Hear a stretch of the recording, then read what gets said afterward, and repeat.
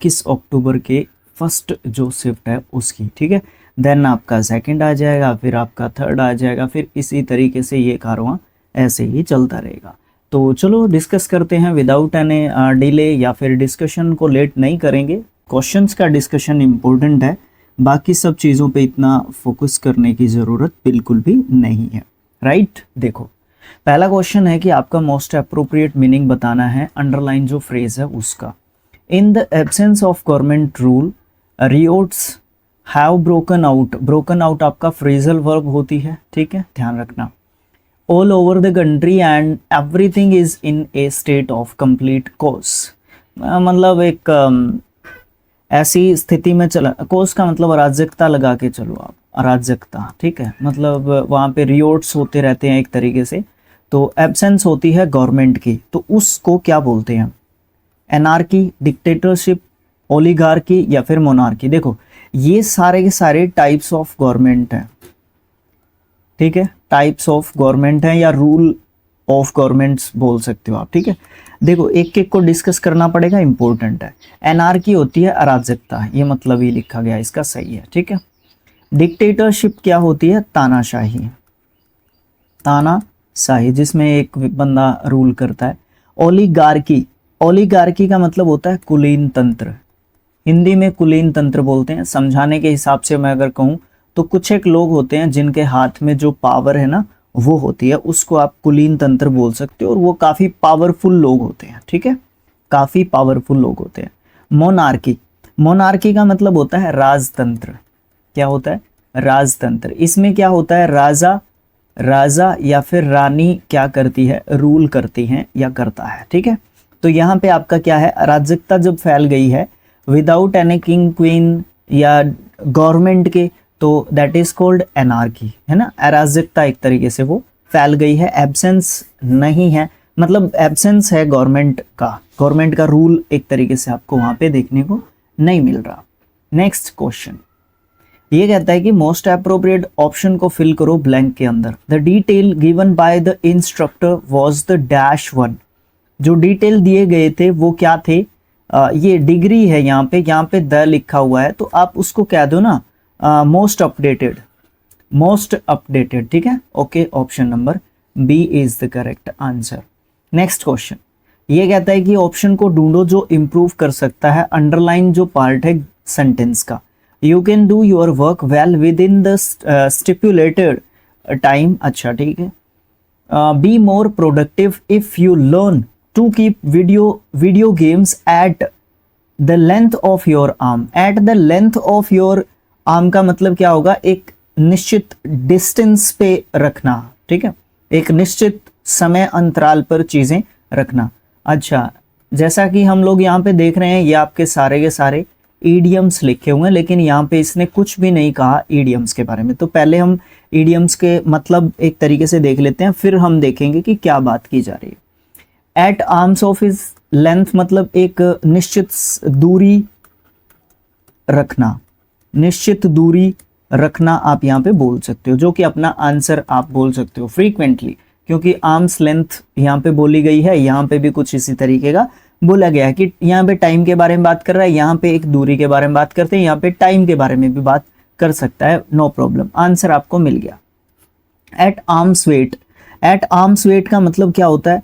बाह की जो लंबाई होती है, ठीक है ना, उसकी एक तरीके से बात कर रहा है, ठीक है, वो वाली चीज आपको देखने को मिल जाती है। ओके, नहीं भाई, नहीं, सभी में आर्म्स है, नहीं नहीं नहीं नहीं नहीं, गलत हो गया भाई मुझसे कुछ। यहाँ पे आप इसको आंसर मत मान के चलो, नहीं, सब में आर्म का जिक्र कर रखा है, मैंने तो सोचा यार सब में आर्म का जिक्र कर रखा है, तो आप इसको आंसर मत मान के चलो, अभी आर्म के लेंथ पे रखो, मतलब दूरी की बात कर रहे हैं, नहीं, यहाँ पे टाइम की बात हो रही है, कोई बात नहीं। आर्म का वेट की बात हो रही है, अब आर्म के वेट की बात करते हैं तो हम वजन की बात करते हैं, जहां पे बाह का या आर्म का वजन की बात की जाती है, ठीक है।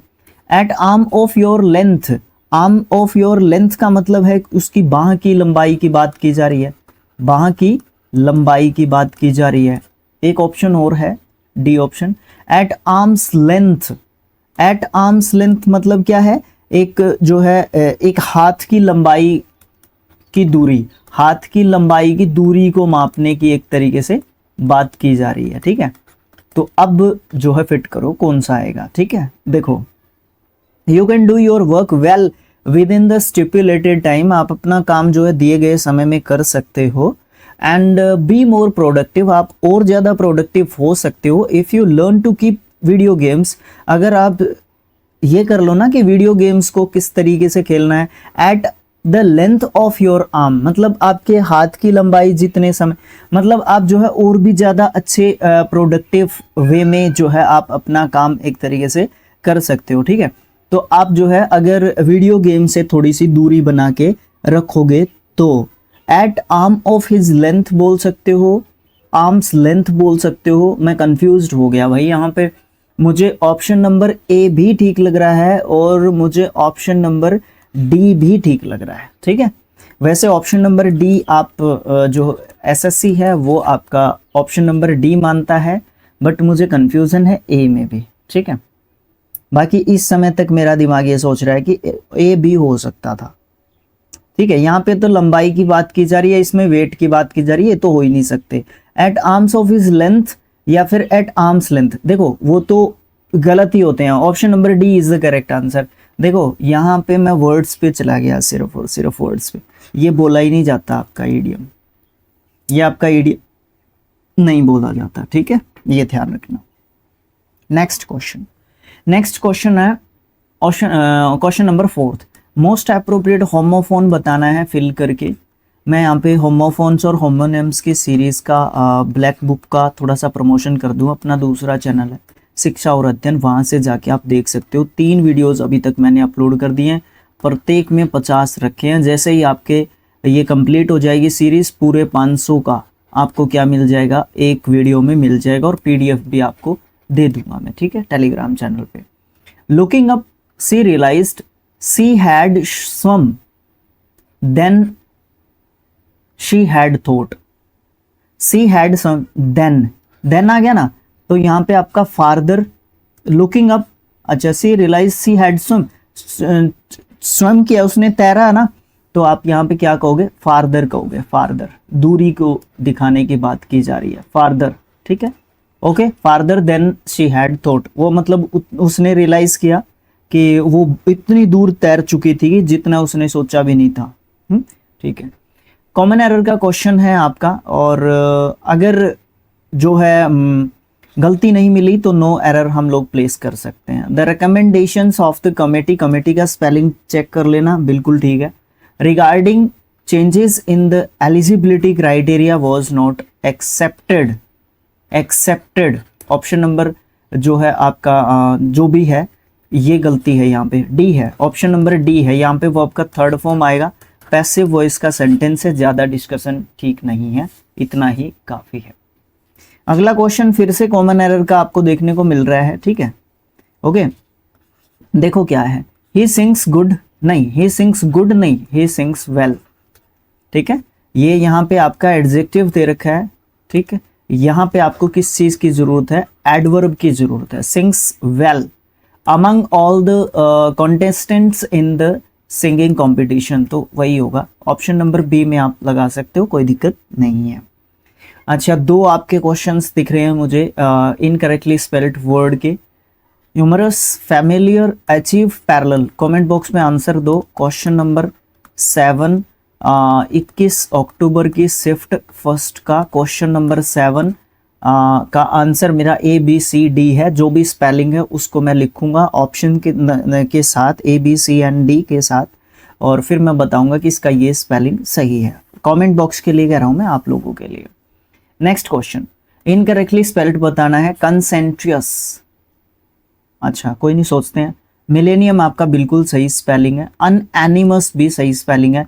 इनकॉन्वीनियंस, इनकॉन्वीनियंस ये भी सही स्पेलिंग है। ऑप्शन नंबर ए में आपकी एक तरीके से आपको गलती देखने को मिलती है। हाँ, जो दिमाग में एक तरीके से आ रही थी ना कि ये स्पेलिंग की गलती यहाँ पे हो सकती है, ठीक है ना, वही गलती आपको यहाँ पे देखने को मिल गई, क्योंकि डाउट था और किसी में भी गलती एक तरीके से आपकी हो सकती थी। चलो चलो देखो इसमें फिर गलती कहाँ पे एक तरीके से कर दी गई है, जो दिमाग में आ रही थी ना उसी वही गलती एक तरीके से देखने को आपकी मिल रही है। देखो CONSCIENT कंसेंटियस, ठीक है, ये एडजेक्टिव वर्ड आपका एक तरीके से होता है, ठीक है। मीनिंग आप लोग मुझे हिंदी में कमेंट बॉक्स में लिख के बता सकते हो, कोई दिक्कत नहीं आएगी, ठीक है, ओके। अच्छा, आपके पास 4 ऑप्शंस हैं, 4 ऑप्शंस में सभी जगह पे वही सेंटेंस लिख रखा है, ये बताना है कि कौन सा ग्रामेटिकली करेक्ट सेंटेंस है। ये मायरेड, मायरेड ये स्पेलिंग ठीक है, कोई दिक्कत नहीं है। मायरेड का मतलब क्या होता है? असंख्या, थोड़ा सा हो सकता है किसी को ध्यान ना हो इसका meaning. A myriad of possibilities unfolds, a myriad of possibilities, हाँ यही चीज होनी चाहिए, ये चीज इतनी बिल्कुल ठीक है। When the artist embarks on the journey of creative experimentation, a myriad of possibilities unfolds when an artist, the नहीं आएगा, an आएगा, artist, an artist on a journey, the journey कहोगे या a journey कहोगे, ठीक है, द जर्नी कहोगे या आ जर्नी एक तरीके से कहोगे, इसमें मुझे थोड़ा सा कंफ्यूजन की बात आ रही है। अच्छा कोई नहीं, चलो कंपैरिजन कर लेंगे, आगे चल के कंपैरिजन हो जाएगा, दिक्कत नहीं आएगी, कोई बात नहीं, सोचते हैं अभी इसके बारे में। अच्छा फिर क्या है? ऑफ क्रिएटिव एक्सपेरिमेंटेशन, ठीक है। द मायरेड ये तो नहीं होगा, 100% नहीं होगा, ये भी नहीं होगा, क्लैश हो गया दो के बीच में, और ये भी कहाँ पे? द आर्टिस्ट में भी द आर्टिस्ट भी नहीं होगा। Option number B is the correct answer, option number B is the correct answer, ठीक है, क्योंकि आपका जर्नी आ होगा, द जर्नी नहीं होगा, ये यहां से द आर्टिस्ट नहीं हो रहा है, तो इसलिए आपका आ जर्नी होगा। अब मैं थोड़ा सा सोचता हूं क्यों होगा, ठीक है, ओके। क्वेश्चन जो है आपका 9th, ऑप्शन नंबर आपका जो क्या बोलते हैं उसको, बी सही है यहाँ पे, बट क्यों है? अ मायरेड ऑफ पॉसिबिलिटीज बिल्कुल सही है, एन आर्टिस्ट बिल्कुल सही है, एम्बार्क्स एक आर्टिस्ट बताता है, ओन ए जर्नी ऑफ, हाँ ठीक है, किसी अननोन जर्नी की बात की जा रही है, किसी पर्टिकुलर जर्नी की बात नहीं कर रही, दैट इज वाई हम लोग आ जर्नी कहेंगे। द जर्नी तब कहेंगे जब वो किसी पर्टिकुलर जो है जर्नी की एक तरीके से बात करेगा, ठीक है, ओके। कई बार दिमाग एक टाइम पे सोच नहीं पाता है चीज़ को, और कई बार ऐसा भी हो जाता है, मैंने वीडियो अपलोड भी कर दिया, फिर ध्यान में आया भाई गलती हो गई, फिर तो देखो एडिट करना उसको बहुत मतलब डिफिकल्ट टास्क हो जाता है मेरे लिए, और मैं ऐसा करता भी नहीं हूँ जनरली, ठीक है, ओके। कमेंट्स में डाल देता हूँ या आप लोग डाल देते हो, मैं आपके ऊपर छोड़ देता हूँ बहुत सारी बातें। सेलेक्ट करो उस वर्ड को जो सेम मीनिंग रखता है या सिनोनिम हो सकता है, अंडरलाइन वर्ड जो है सेंटेंस का दे रखा है। The prisoners were living an in appealing conditions. Appealing का मतलब क्या होता है? सबसे इंपॉर्टेंट चीज है, अपीलिंग का मतलब होता है भयानक, भयानक।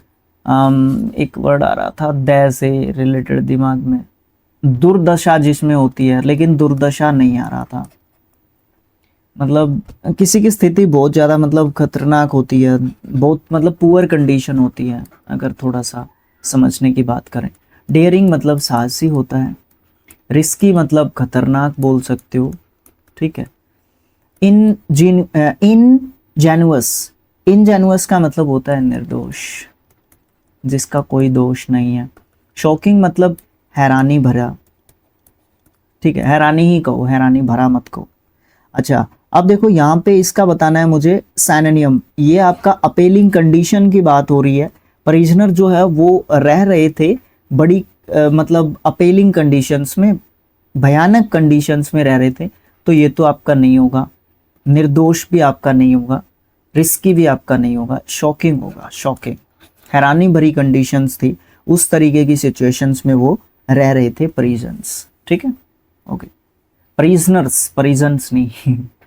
सेलेक्ट करो उस ऑप्शन को जो वन वर्ड सब्स्टिट्यूशन हो सकता है गिवन ग्रुप ऑफ वर्ड्स के लिए। One who brings a legal action against someone in court, जो किसी दूसरे व्यक्ति के खिलाफ कोर्ट में एक लीगल एक्शन लेता है उसको क्या बोलते हैं? उसको सैंक्टिमोनियस एक तरीके से बोलते हैं। बड़ा अच्छा जो है वर्ड है, पाखंडी, इसका मतलब होता है एडजेक्टिव के रूप में यूज किया जा सकता है और स्पेलिंग के लिए भी इंपॉर्टेंट वर्ड हो सकता है। प्रैग्मेटिस्ट, ये नाउन के रूप में आप इसको रखोगे। दम्भी, इसका मतलब होता है, दम्भी कौन होता है? एक ऐसा व्यक्ति होता है जो गाइड किया जाता है दूसरे लोगों के द्वारा, ठीक है, ओके ओके, ठीक है। न्यूमेस्मैटिक्स, ये जो है सिक्के इकट्ठे करने वाला व्यक्ति होता है, ठीक है। प्लेंटिफ होती है वो बात जिसके अगेंस्ट एक लीगल जो वो लिया जाता है ना एक्शन, उस चीज को एक तरीके से बोला जाता है प्लेंटिफ, ठीक है, ओके। इनकरेक्टली स्पेल्ड वर्ड बताना है, एब्स्ट्रैक्ट, एब्स्टिनेंट, इस पे डाउट कर सकता हूं मैं, एब्सेक्स, एब्सेस, एब्सेंस, ये तो ठीक है आपका, एब्स्ट्रैक्ट भी ठीक है, मुझे डाउट है बी एंड सी पे, ठीक है। एब्स्टिनेंट नहीं, ये स्पेलिंग आपका ठीक है, ऑप्शन नंबर बी में गलत है। भाई कई बार ऐसी गलती होती है, एब्सेंस लिख रखा है ये, एब्सेंस, एब्सेंस अनुपस्थिति को बोलते हैं, अनुपस्थिति, ठीक है, अनुपस्थिति, एब्सेंस, ठीक है, ओके। ये वाली चीज लिख रखी है, बताओ यार, कई बार है ना इस तरीके से समझ में ही नहीं आता, मतलब कैसे मतलब चीज लिख रखी है आपकी, है ना, ओके। ऑप्शन नंबर बी में आपकी गलती है। अगला क्वेश्चन, अगला क्वेश्चन आपको देखने को मिल जाएगा, क्या है? नो एरर दे सकते हैं हम लोग अगर जरूरत नहीं है सब्स्टिट्यूट कर, नहीं, यहाँ पे तो अंडरलाइन करना था किसी को, चलो देखेंगे क्या अंडरलाइन करना था। There have been numerous attempts made by the citizen to restore parity. Parity का मतलब आपको क्या देखने को मिलता है? Parity का मतलब होता है समानता या बराबरी बोल सकते हो, थोड़ा सा अलग वर्ड था इसलिए थोड़ा सा डिफाइन करना इम्पोर्टेंट एक तरीके से बोल सकते हो आप लोग। तो इसमें है ना, यहाँ पे आपका क्या जो है आपका सही मतलब चेंज कर सकते हैं आप, मतलब क्या इसमें चेंज करना एक तरीके से है, ठीक है। तो यहाँ पे सबसे इंपॉर्टेंट चीज है कि अंडरलाइन हमारा क्या एक तरीके से आपको देखने को मिल सकता है। देखो यहाँ पे न्यूमेरियस दे रखा है, यहाँ पे भी, यहाँ पे भी, तो आपका यहाँ पे डिग्री में शायद चेंज करना हो सकता है अकॉर्डिंग टू सिचुएशन। अब देखो क्या है, देखो यहाँ पे है देयर हैव बीन, हैव के साथ बीन है, वर्ब का थर्ड फॉर्म है, दिक्कत नहीं है। यहाँ पे न्यूमेरिंग नहीं करेंगे आप लोग, यहाँ पे टेंस की गलती नहीं है, ये चीज मान के चलो, ठीक है। मैं पेन दूसरा उठा लेता हूँ, समझने की बात है, ठीक है। तो उसके बाद हम लोग क्या देख सकते हैं, थोड़ा सा मुझे इरेज करना होगा। उसके बाद हम लोग क्या देख सकते हैं, there have been numerous attempts, वहां पे बहुत सारे न्यूमेरियस अटेम्प्ट हुए, किसके द्वारा? द सिटीजन्स के द्वारा, रिस्टोर करने के लिए समानता को। भैया इसमें कोई गलती नहीं है, नो सब्स्टिट्यूशन रिक्वायर्ड, कोई सब्स्टिट्यूशन की जरूरत यहाँ पे नहीं है आपको, ना तो मोर न्यूमेरियस करना ना मोस्ट न्यूमेरियस करना, बिल्कुल सिंपल वे में बात की गई है और पॉजिटिव डिग्री की यहाँ पे यूज की बात एक तरीके से की जा रही है, ओके, ठीक है। एंटोनियम बताना है जेंटल का, we enjoyed the gentle breeze that was blowing. Gentle का मतलब क्या होता है? देखो इसके हिसाब से मैं कह सकता हूं मुलायम, मुलायम, मनोरम, मनोरम मतलब सुहावनी, अरे भाई अभी आया ना अच्छा वर्ड मुझे, सुहावनी मतलब जो अच्छी लगती है ना, वो वाली ब्रीज। वायलेंट मतलब बताना क्या है? एंटोनियम। वायलेंट का मतलब क्या हो जाएगा? हिंसक, हिंसक। मोडेस्ट मतलब जो मुझे अच्छी लगी, विनम्र बोल सकता हूं मैं इसको, व्यक्ति के स्वभाव के हिसाब से यूज किया जा सकता है। गार्निश्ड मतलब जिसको सजाया जाता है, सजाया गया बोल लो एडजेक्टिव के। सॉफ्ट मतलब मुलायम, देखो मुलायम तो अपना आंसर ही नहीं है, सजाने की बात नहीं हो रही, मोडेस्ट हो नहीं सकता, आंसर जो है आपका वायलेंट हो जाएगा, हिंसक एक तरीके से, ठीक है। हवा हिंसक हो नहीं सकती, but according to situation and options आपका आंसर यही हो सकता है। मोस्ट अप्रोप्रिएट ऑप्शन को फिल करना है। Shiva is hard worker, he works hard लिखो, बिना मुझे देखे डिग्री की जरूरत है यहाँ पे हार्ड की, ठीक है। ऑप्शन नंबर डी की जरूरत है, बाकी सोचने की ज्यादा जरूरत नहीं है। अगला क्वेश्चन है मोस्ट अप्रोप्रिएट ऑप्शन को फिल करना है ब्लैंक के अंदर। I could barred find fine barred the reason for being find FIND find ये नहीं होगा, ये वाला फाइंड होगा, ये वाला। इट मीन्स आपका पहले वाले ऑप्शन में फाइंड आ जाएगा, जो कि आपका कुड जो है आपका एक मोडाल है। तरीके लगाया करो, किस तरीके से लगा सकते हो, तरीके के द्वारा ढूंढो। इस तरीके के ऑप्शंस में जहां पे एक जैसे नहीं दिए हुए हैं, भाई माइक नाट जाओ, जहां पे एक जैसे से नहीं दिए हुए हैं वहां पे तरीके लगाने हैं कि किस तरीके से हम अपनी चीज को निकाल के लेके आ सकते हैं। ठीक है, तो देखो यहाँ पे आपका मोडाल है, मोडाल के साथ आप वर्ब का फर्स्ट फॉर्म रखोगे, दैट इज वाई फाइंड आपका आ जाएगा। बार्ड भी हो सकता था, फाइन भी हो सकता था, बट ये नहीं हो सकता था बिकॉज ये एक एडजेक्टिव के रूप में लिखा हुआ है। दूसरा, मुझे शुरू में इसको पढ़ने से समझ में नहीं आया, वर्ब की तरफ ध्यान नहीं गया, कुड मैंने ध्यान नहीं दिया कुड की तरफ ज्यादा।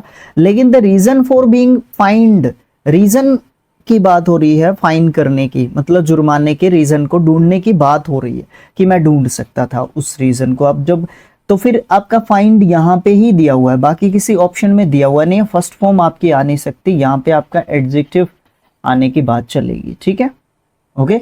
या फिर आप इसको पैसिव वॉइस में भी बोल सकते हो, बीइंग के बाद वर्ब का थर्ड फॉर्म भी बोल सकते हो। ठीक है, तो यहाँ पे ये चीज इस तरह मतलब ढूंढना है, तरीका लगाना है कि कैसे हम आंसर ढूंढ सकते हैं, अपनी बात का जवाब ढूंढना है, बस इंपॉर्टेंट ये चीज है। ठीक है, okay.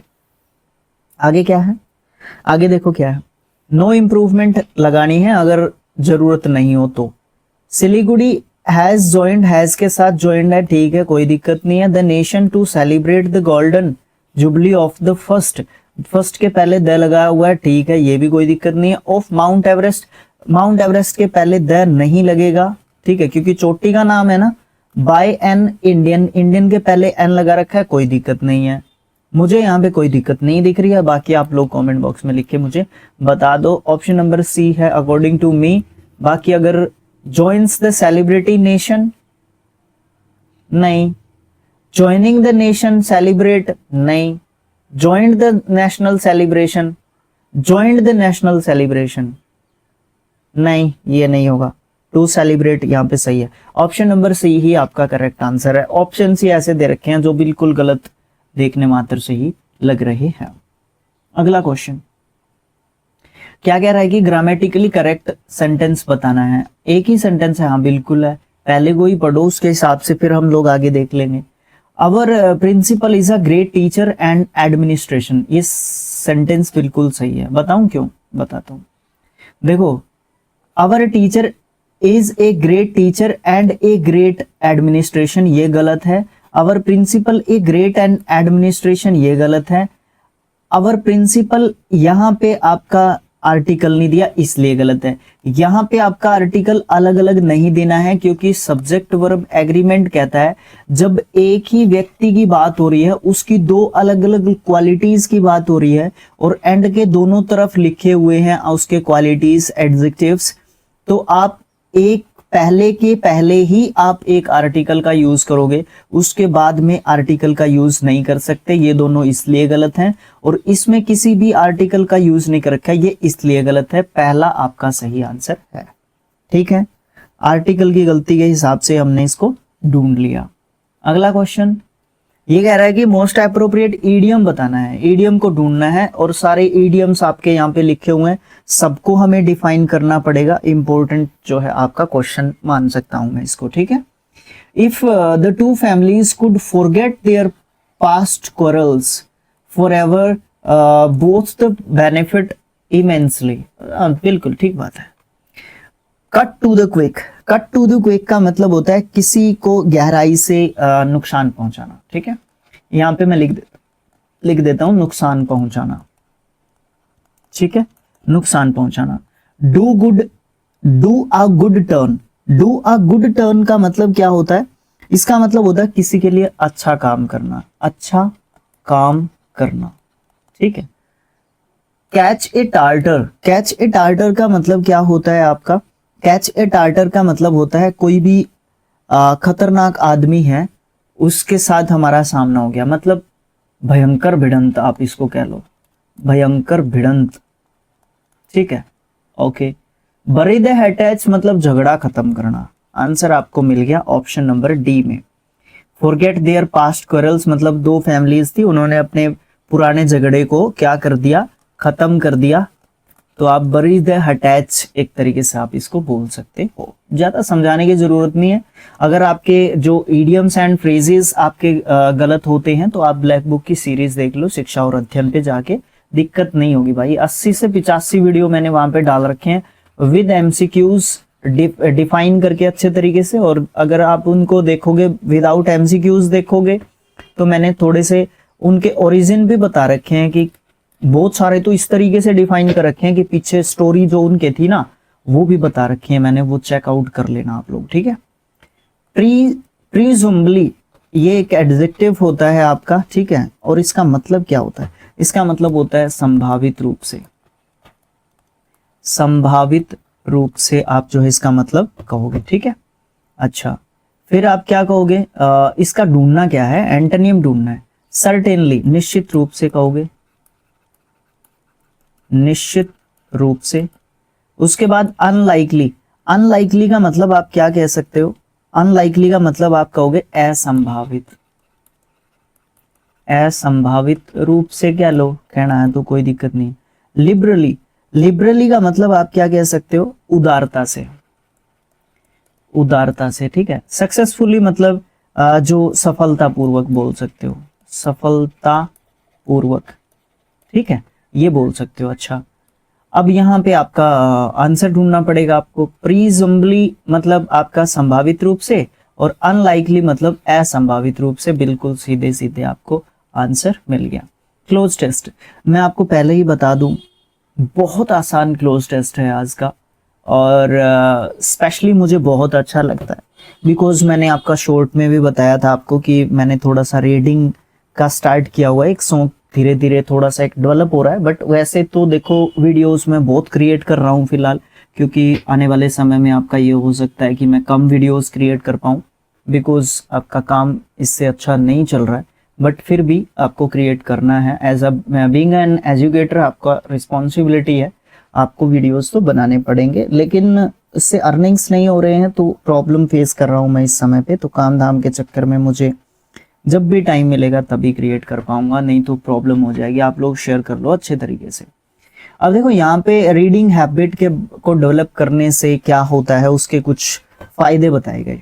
The habit of reading is highly intellectually advantageous to us emotionally and spiritually.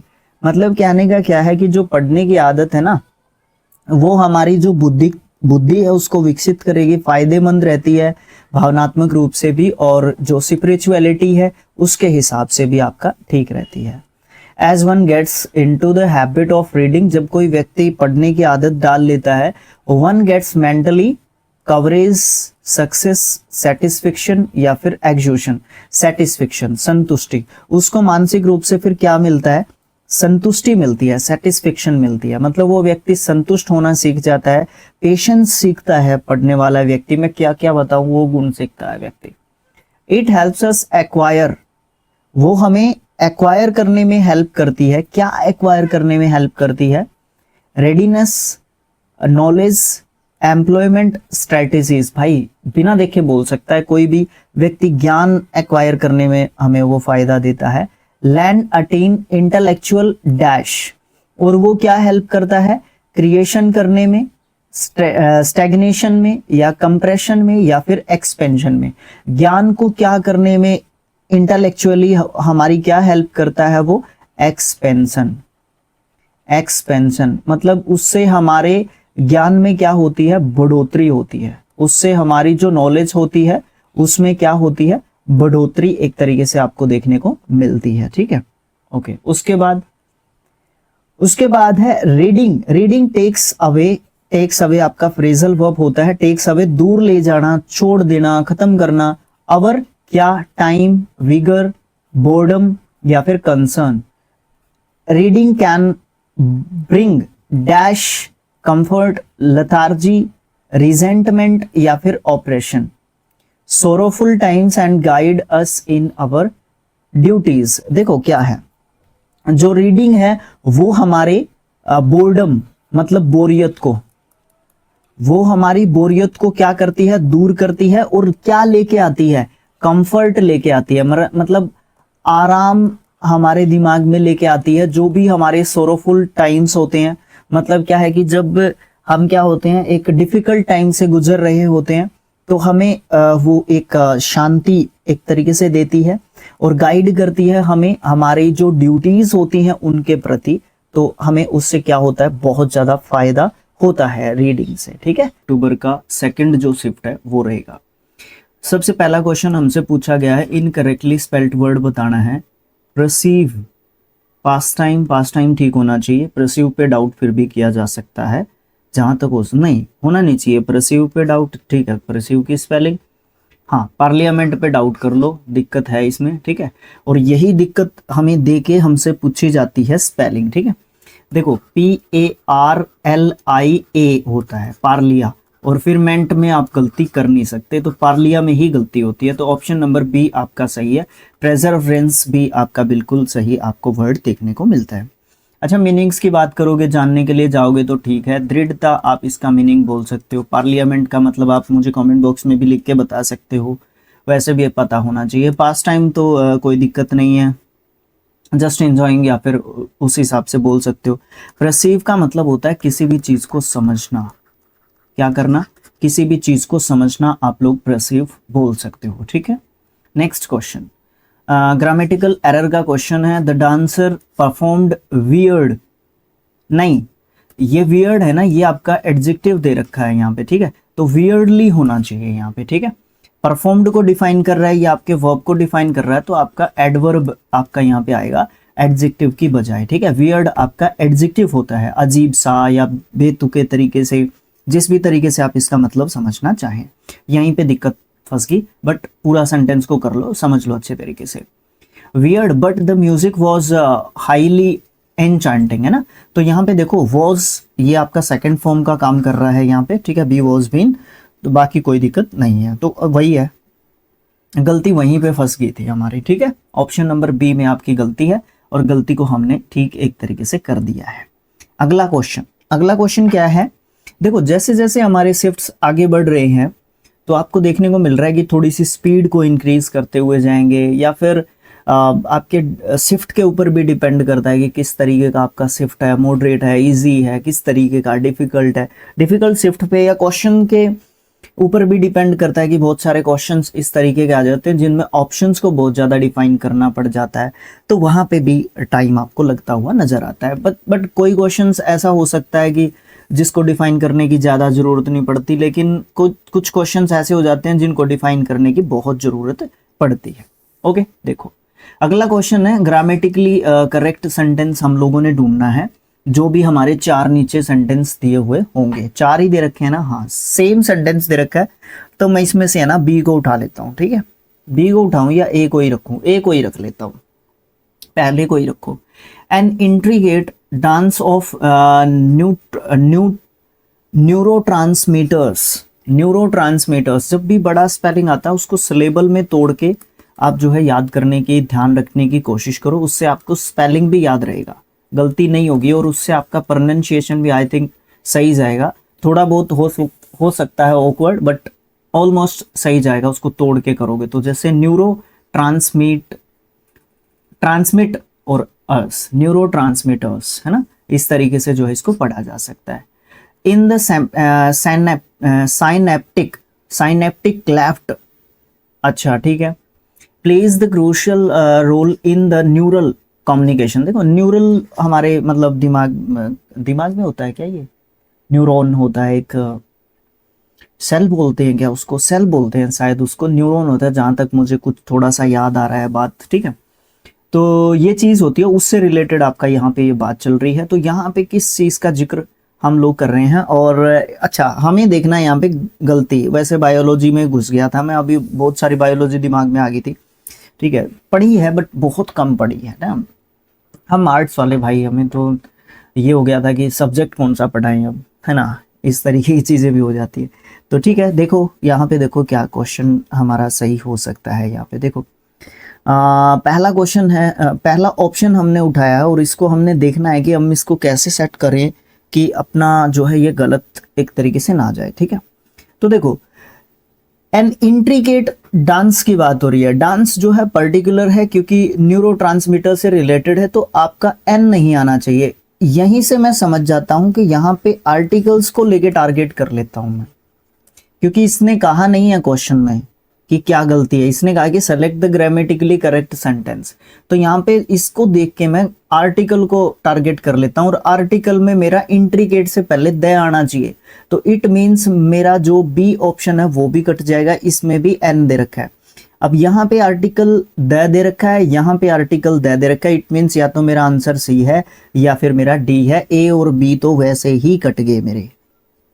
यहां से क्लियर होगी बात? ठीक है, अब देखो the intricate dance of neurotransmitters in the synaptic cleft, in the synaptic क्लेफ्ट्स। अच्छा, इस जो प्ले की बात हो रही है ये भी एक पर्टिकुलर वे में मैं ले सकता हूं, तो इस द को भी मैं सही निकाल सकता हूं।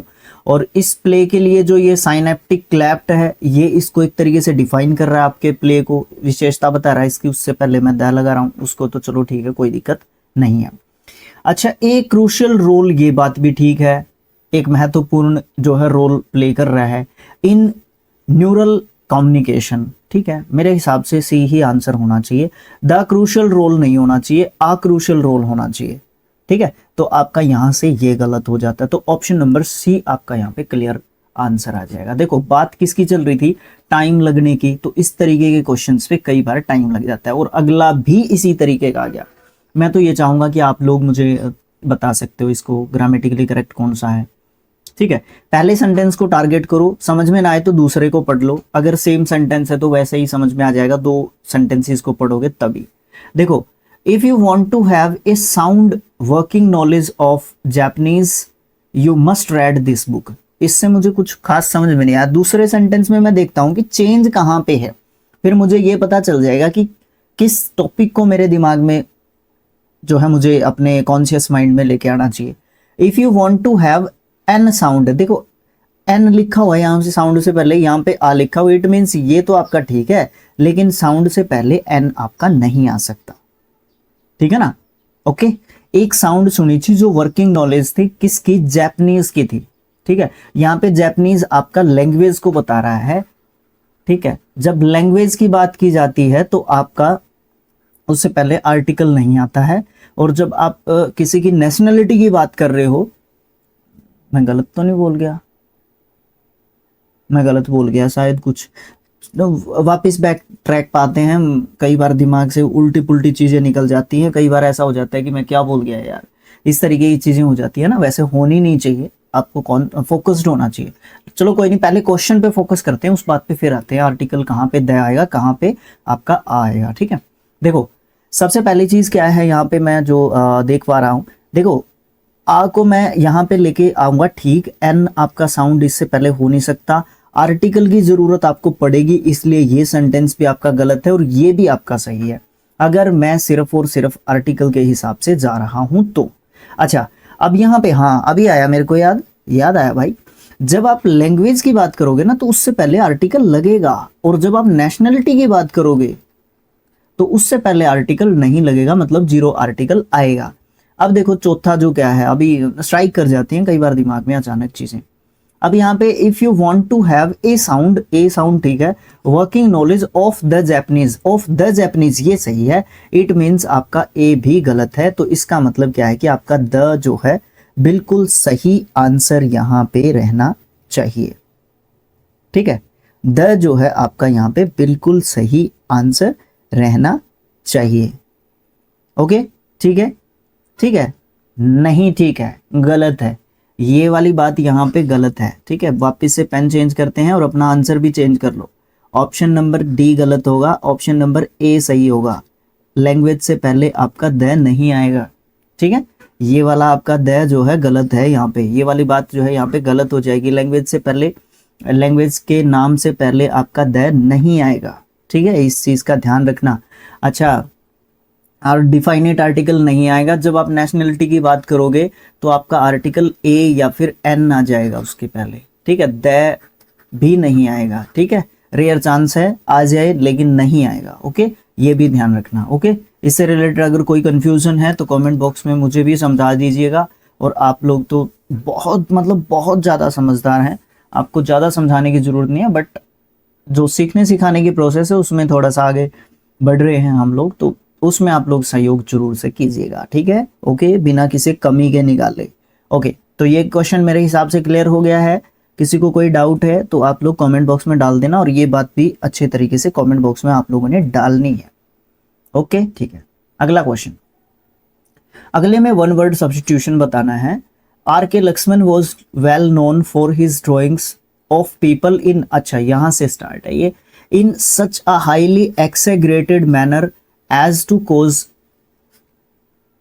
लाफ्टर होना चाहिए, हाँ लाफ्टर ही तो है, लाफ्टर है, ठीक है। अच्छा यहाँ पे बात किसकी की जा रही है, यहाँ पे बात की जा रही है कि लक्ष्मण जो है उसको अच्छे तरीके से जाना जाता है, उसके ड्राइंग्स के लिए जो लोग हैं उसको जानते हैं। एक हाईली एक्सेग्रेटेड मैनर में वो जो है किसको दिखाते हैं, लाफ्टर को दिखाते हैं, उनके लाफ्टर के कारण उनको जाना जाता है, और उनकी ड्राइंग्स में होता है वो लाफ्टर। देखो इस चीज़ पे फोकस करो, उनकी ड्राइंग्स में होता है, इसका मतलब आर्टिकल्स तो होंगे नहीं, फिर इसका मतलब आर्टिकल जेठालाल वाली लैंग्वेज आ रही है। आर्टिकल्स मतलब आपके लेख होते हैं, लेखों में तो आपका होगा नहीं, बिकॉज यहाँ पे ड्राइंग वर्ड लिखा हुआ है, इट मीन्स आपका ये आंसर नहीं होना चाहिए। स्केचेस हो सकता है, स्केचेस में हो सकता है स्केचेस, बट आपका स्केच, बट ऑप्शंस देख लेता हूँ मैं, अभी स्केच का कह नहीं सकता मैं कुछ, नहीं भैया, जब तक आपका पोर्ट्रेट्स यहाँ पे आंसर है तो आप स्केच भी आंसर नहीं दे सकते। लेकिन फिर उससे भी बड़ा आपका आंसर है कैरिकेचर्स। देखो इसको ध्यान रखना, ये आंसर है आपका। ये क्या होता है, ये जो है एक ऐसा पिक्चर होता है, ये पिक्चर होता है पहली बात तो ये, और ये एक ऐसा पिक्चर होता है जिस पे हंसी आती है, ठीक है। तो ये आपका पोर्ट्रेट्स भी नहीं हो सकता। पोर्ट्रेट हम किसी भी पिक्चर को बोलते हैं, ठीक है। इसमें पेंटिंग भी हो सकती है, पिक्चर भी हो सकती है, फोटो भी हो सकती है, कोई भी मतलब हो सकता है, ड्राइंग भी हो सकती है एक तरीके से ये पोर्ट्रेट, ठीक है। तो हंसी भी आ सकती है इसको देख के, लेकिन जो कैरिकेचर्स जो होता है वो एक ऐसी पिक्चर होती है, एक ऐसी तस्वीर होती है, एक ऐसी फोटो होती है जिसको देख के हंसी आती है। इट मीन्स आपका स्केच भी नहीं होगा और आपका पोर्ट्रेट भी नहीं होगा, आपका आर्टिकल तो वैसे भी नहीं होगा। अगला, करेक्टली स्पेल्ड वर्ड बताना है। जो ये आपका जो ये क्वेश्चन नंबर 6 है, मैं आपको दूसरे चैनल पे अपने पे शिक्षा और अध्ययन पे कहीं टैग मिल जाएगा आपको पोस्ट वगैरह में, जो कम्युनिटी टैब है आपका, वहाँ पे ढूंढ लेना, वहाँ पे आपके 2 चैनल्स के लिंक मिलते हैं, तो उस चैनल को भी ज्वाइन कर लो आप लोग। इस तरीके की चीज़ें सीखने के लिए स्पेलिंग टेस्ट में उसमें आपको अच्छे तरीके से करवा चुका हूँ, इस तरीके के क्वेश्चंस भी मैं करवा चुका हूँ, और ऑलमोस्ट ब्लैक बुक अपना वहाँ पे कंप्लीट होने वाला है। मैं जो लूसेंट है ना, अपनी लूसेंट की एक्सरसाइज वहाँ पे स्टार्ट करवाऊंगा आपको, ठीक है, ओके, ठीक है। उस चैनल को भी डेवलप करना है, इसको भी डेवलप करना है, अभी तो डेवलप तो ये भी नहीं हुआ। अच्छा देखो क्या करना है, करेक्टली स्पेल्ड वर्ड ढूंढना है। द ऑडियंस पे डाउट करो, अप्लाउडेड पे डाउट करो, म्यूजिशियंस पे डाउट करो, ये तो वैसे ही गलत हो गया यहाँ पे। परफॉर्मेंस पे डाउट करो। देखो यहाँ पे ये एक स्पेलिंग गलत हो गया, इसका मतलब पूरा सेंटेंस आपका सही होना चाहिए, तो आपका ए आंसर नहीं हो सकता। इस बात पे ध्यान दो कि आपका ए आंसर बिल्कुल भी नहीं हो सकता। उसके बाद आपका क्या है, उसके बाद देखो द ऑडियंस, यहाँ पे ऑडियंस में जो ये आपका ऑडियंस का स्पेलिंग गलत है, तो आपका बी भी आंसर नहीं हो सकता। ऑडियंस का ये स्पेलिंग सही है, तो यहाँ पे ऑडियंस का स्पेलिंग सही है, अप्लाउडेड का स्पेलिंग सही है, म्यूजिशियंस का स्पेलिंग भी सही है, परफॉर्मेंस ये भी स्पेलिंग सही है, ये आपका सही आंसर है। सर चौथे में भी गलती तो निकाल ही दो, फिर कहीं ना कहीं आपको गलती तो देखो निकालनी ही पड़ेगी, ठीक है। ऑडियंस में ही गलती मिल गई भाई, ठीक है। इट मीन्स आपका ऑप्शन नंबर 4 भी गलत हो गया, चौथा भी गलत हो गया। ऑप्शन नंबर सी आपका सही है, जिसमें आपके जो भी डाउटेड स्पेलिंग्स है उनको हम चेकआउट कर चुके हैं अच्छे तरीके से, और स्पेलिंग टेस्ट में मैंने आपको अच्छे तरीके से समझाया है, वहां पे आप लोग जाके देख लो। मैराथन के रूप में एक वीडियो में भी 140 क्वेश्चन अपलोड कर रखे हैं, और प्रत्येक वीडियो में 10-10 क्वेश्चन अपलोड कर रखे हैं, ठीक है। 14 वीडियो बना रखे हैं वो, फिर उसे को कंबाइंड भी कर रखा है, ठीक है। देख लो, वो तो आपका स्किल IQ पे भी मिल जाएगा, देख लेना जहां से भी आपको अच्छा लगे, जिस भी तरीके से। सेलेक्ट करना है मोस्ट अप्रोप्रिएट सिनोनिम क्लैरिफाई के लिए, और सेंटेंस में मिलेगा कहीं ना कहीं इसमें। अगर आपकी बुद्धि थोड़ी सी तीक्ष्ण है, तेज है, आप थोड़े से तेज हैं, जल्दी समझ जाते हैं चीजों को, तो सीधा ऑप्शन को देख के भी आप लोग सिनोनिम क्लैरिफाई का लेके आ सकते हैं, ठीक है। क्लैरिफाई का मतलब क्या होगा? स्पष्ट करना किसी भी बात को, ठीक है। स्पष्ट करना मैंने क्यों कहा? क्योंकि क्लैरिफाइड इसका सेकंड एंड थर्ड फॉर्म होता है, ये वर्ब के रूप में दिया गया। क्वेश्चन को पढ़ने का कोई मतलब है? मेरे हिसाब से नहीं है। इलस्ट्रेट आपका सही आंसर यहाँ पे निकल के आ जाएगा। इसका मतलब क्या होता है? व्याख्या करना, ठीक है। और भी ज्यादा बताना। देखो ये कंफ्यूज है, ये हेल्प है, ये लास्ट है। ये क्वेश्चन मुझे आपसे कमेंट बॉक्स में पूछना चाहिए था, गलती कर दी। ओके, नेक्स्ट क्वेश्चन आ गया अपना एप्रोप्रिएट ईडियम बताना है, जो भी अंडरलाइन सेगमेंट है सेंटेंस के अंदर। Saravana failed in the, Saravan बोल लूँ ना इसको, in the examination last week and is in extreme depression these days. Extreme depression मतलब वो बहुत ज्यादा, मतलब क्या है, बौद्धिक रूप से बहुत ज्यादा क्या हो गया? कमजोर हो गया है, उदास बोल लो इसको, हो गया है उदास होना। एक्सट्रीम डिप्रेशन मतलब बहुत ज्यादा उदास होना, ठीक है। इन द रेड का मतलब क्या है? कि घाटे में होना या कर्ज में होना, ठीक है। कर्जवान होना या घाटे में होना। इन कोल्ड ब्लड का मतलब क्या होता है? बिना किसी भावना के या बेरहमी से। अच्छा, इन द डोल्ड्रम्स का मतलब क्या होता है? आप जब बहुत ज्यादा सुस्त होते हो या बहुत ज्यादा उदास होते हो, सुस्त या उदास होने की स्थिति को बताना। इन द लर्च का मतलब क्या होता है? हम लोग साथ साथ थे, लेकिन जैसे ही मुश्किल घड़ी आई आप लोग मुझे छोड़ के चले गए, ठीक है। अभी ये अपनी मुश्किल घड़ी है स्किल IQ एजुकेशन टीम की, तो उसमें अगर आप लोग वीडियोस को शेयर करोगे, चैनल को सब्सक्राइब करोगे, लाइक करोगे, है ना, तो सपोर्ट मिलेगा फाइनेंशियली, हम लोग स्ट्रांग होंगे और ज़्यादा चीज़ों को डेवलप कर पाएंगे, पूरा टाइम यूट्यूब को दे पाएंगे, सोशल मीडिया को दे पाएंगे, ठीक है। अपना काम करके चीज़ें एडजस्ट करके वीडियोस बनाने की ज़रूरत नहीं होगी, फुल टाइम अपना करियर यूट्यूब हो जाएगा, तो वो चीज़ हो जाएगी, है ना। हम लोग आपकी भी हेल्प कर पाएंगे, फाइनेंशियली भी हो सकता है, और भी बहुत सारी चीज़ें हो सकती है। तो बहुत मतलब सपने सबके होते हैं ना, वो वाली चीज़ है। तो यहाँ पे आपका ऑप्शन नंबर सी मुझे जैसा कि दिख रहा है कि यहाँ पे उदास होने से संबंधित बात आ रही है, तो यहाँ पे भी एक्सट्रीम डिप्रेशन या फिर उदासी, बहुत ज़्यादा उदासी को आपका कौन सा ईडियम दिखाता है? इन द डोल्ड्रम आपका दिखाता है। आगे क्या आया? आगे आया सिनोनिम बताना है हम लोगों ने, सेलेक्टेड जो अंडरलाइन वर्ड है, ठीक है। Shylock and the Jewish money lender. देखो जो ये यहाँ पे कोमा लगा हुआ है और यहाँ पे कोमा लगा हुआ है, ये जो इन दोनों कोमास के बीच में जो ये चीज है ना, इसको बोलते हैं नाउन इन एपोजिशन। ये बहुत बार मैं आपको बता चुका हूँ। ये क्या करता है? ये नाउन के बारे में और ज्यादा जानकारी देता है। इसका मतलब पता है कि शाइलोक कौन है? एक जूइश मनी लेंडर है ना।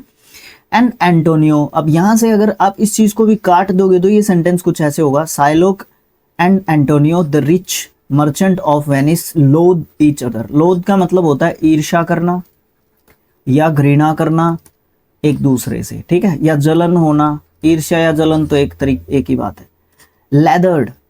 लेदर्ड का मतलब आप क्या कहोगे? लेदर्ड का मतलब आप जो है कहोगे कि झाग जो बनने वाली प्रोसेस होती है उसको बोल सकते हो, झाग बना कह लो, पास्ट फॉर्म है। एबोर्ड का मतलब क्या होता है? नफरत करना। क्या करना? नफरत करना बोल सकते हो। एडमायर्ड किसी को पसंद करना, ठीक है। लाटे का मतलब क्या होता है? या लाटे भी बोल देते हैं इसको, लाटे बोलते हैं वैसे, ठीक है। लाटे क्या होता है? लाटे का मतलब लाटे बोलते हैं कि लाटे बोलते हैं, अभी आप लोग जो भी ज्ञानी होगा, ये एक कॉफी का प्रकार होता है, जैसे नेस्कैफे, इस तरीके से ये एक प्रकार होता है। लाटे है कि लाटे है, ये आप मुझे बता दो। ज्यादातर मुझे देखो इस बात का पता नहीं है, इस तरीके की चीजें मैंने ज्यादातर देखी नहीं है, या इस तरीके की चीजों को ज्यादा मैंने इंजॉय अभी तक शायद क्या नहीं है, इस तरीके चीज़ें ज़्यादा देखी नहीं है, तो इसलिए मुझे इस चीज़ के बारे में पता नहीं है। नेस्कैफे ज़्यादा सुना है, इसलिए मैं नेस्कैफे के बारे में इतना बोल पाया, नहीं तो मुझे इसके बारे में भी इतना ज़्यादा नहीं पता था। अच्छा, तो ये क्वेश्चन का आंसर आपको क्लियर हो जाता है। क्या क्लियर हो जाता है? इसका बताना है एंटोनियम लोध का, ठीक है। तो ईर्ष्या या नफरत कहाँ पे आया था, कहाँ पे था, ये रहा एबोल्ड, ठीक है, ओके। नेक्स्ट क्वेश्चन आपका ईडियम है head in the clouds. Head in the clouds, देखो क्लाउड में आपके हेड चले गए, मतलब धुंधला हो गया है कुछ, या अनक्लियर है कुछ, समझ में नहीं आ रहा कुछ, इस तरीके की चीजें। Being impractical, being punctual and sincere, working hard, thinking about the sky and cloud. देखो ऑप्शन नंबर जो आपका डी है वो तो बिल्कुल ही गलत एक तरीके से हो जाता है, ठीक है, बिल्कुल ही गलत हो जाएगा, ठीक है, ओके। ये वाली चीज आपको देखने को मिल जाएगी, ओके। तो बीइंग इम्प्रैक्टिकल आप यहाँ पे आंसर दे सकते हो ऑप्शन नंबर ए, क्योंकि अब आप प्रैक्टिकल नहीं हो, आपका जो हेड है वो क्लाउड्स में गया हुआ है, एक तरीके से आपको समझ में नहीं आ रहा है कुछ, ठीक है, तो वो चीज बोल सकते हो। अगला क्वेश्चन क्या कह रहा है? अगला क्वेश्चन कह रहा है ज्यूरिसडिक्शन, जो कि अपना नाउन वर्ड है, उसका सिनोनिम बताना है। देखो सबसे पहले ज्यूरिसडिक्शन का मतलब होता है अक्षेत्र अधिकार। अक्षेत्र अधिकार, जहां पे मैं काम कर सकता हूं, मेरे अंडर जो एरिया अक्षेत्र आता है जहां पे मैं काम कर सकता हूं।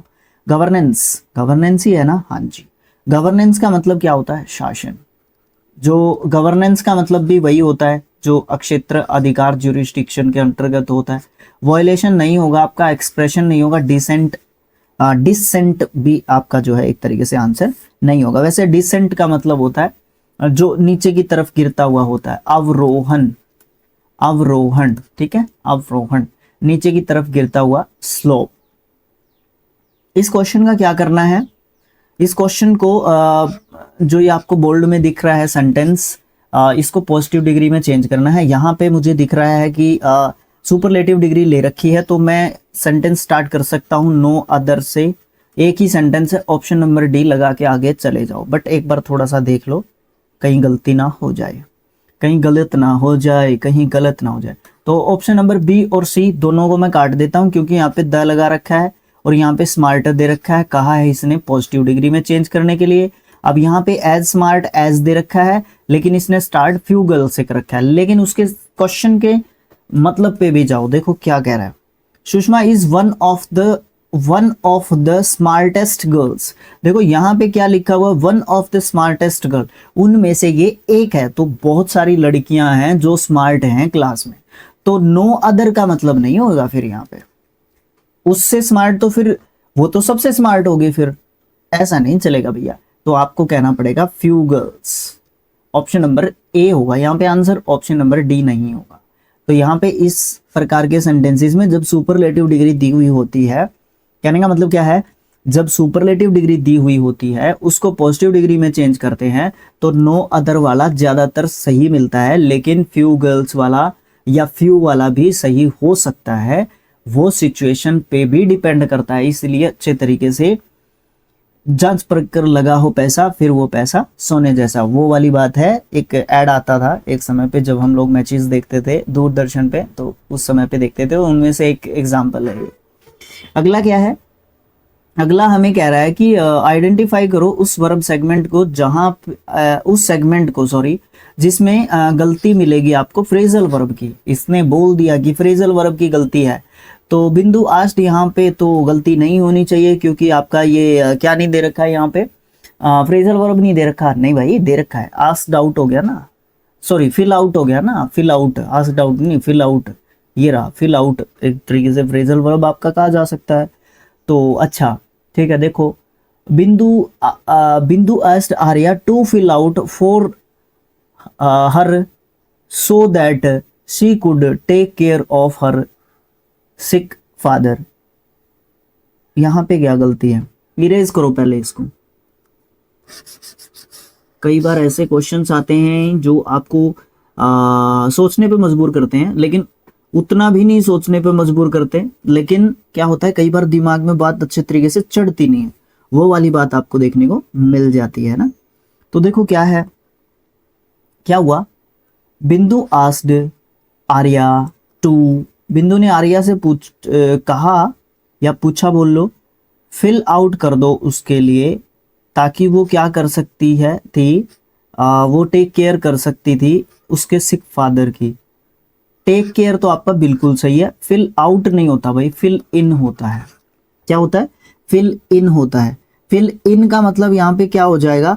फिल इन का मतलब यहाँ पे हो जाएगा कि जब जब ये बिंदु नहीं होगी यहाँ पे, क्योंकि वो अपने बीमार पिता की केयर करने के लिए जा रही है, तो उसको आपको फिल इन करना है, फिल आउट नहीं करना है। फिल इन मतलब अनुपस्थिति को, उसकी अनुपस्थिति को फिल करना एक तरीके से, ठीक है। तो फिल इन हो जाएगा, आउट नहीं होगा, ये ध्यान रखना। अच्छा, क्या है? ऑप्शन नंबर ए में आपकी गलती है, फिल आउट की जगह फिल इन हो जाएगा। अगला क्वेश्चन ये कहता है कि भैया मोस्ट अप्रोप्रिएट जो है आपको यहाँ पे ऑप्शन लेके आना पड़ेगा ब्लैंक के अंदर। The restaurants menu featured a variety of dash dishes. Variety of delicious की स्पेलिंग मुझे कमेंट बॉक्स में आप लोग लिख के बता रहे हो। क्वेश्चन नंबर 14 शिफ्ट नंबर 21 की सेकंड, ठीक, ओके। अगला क्वेश्चन क्या है? अगला क्वेश्चन है, एक अंडरलाइन पार्ट है, इस सेंटेंस में गलती है। अल्टरनेटिव में से अंडरलाइन पार्ट के लिए जो है ऑप्शंस दे रखे हैं, उनमें से एक सही ढूंढना है। सी इज लेट, लेट नहीं लेटर आएगा भाई, लेटर, लाटर नहीं आएगा। लाटर आता है पहले के बाद दूसरा, मतलब अगला, लाटर होता है अगला, तो लेटर आएगा, लाटर नहीं लेटर, ठीक है, ठीक है, ओके। अच्छा, लाटर किसकी सेकंड डिग्री है, किसकी कंपैरेटिव डिग्री है, मुझे कमेंट बॉक्स में आप लोग लिख के बता सकते हो, ठीक है। अब एक डिग्री बता देता हूं, लेट, लेटर, सर ये तो हमें आती थी, जो क्वेश्चन डिफिकल्ट है वो तो आपने पूछ लिया, हो सकता है ना भाई। लेट, लेटर, लेटेस्ट, ठीक है, ठीक है ना, लेटेस्ट नहीं आएगा। लेट, लेटर,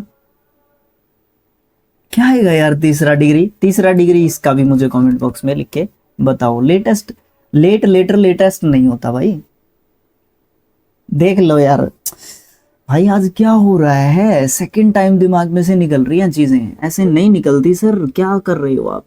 अगला क्वेश्चन देखियो एक बार, ऑप्शन में फिल करना है ब्लैंक को।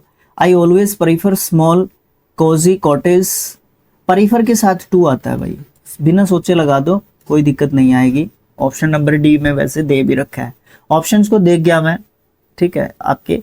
और वैसे भी prefer, prior, superior, senior, junior, इन सब के साथ टू लगता है।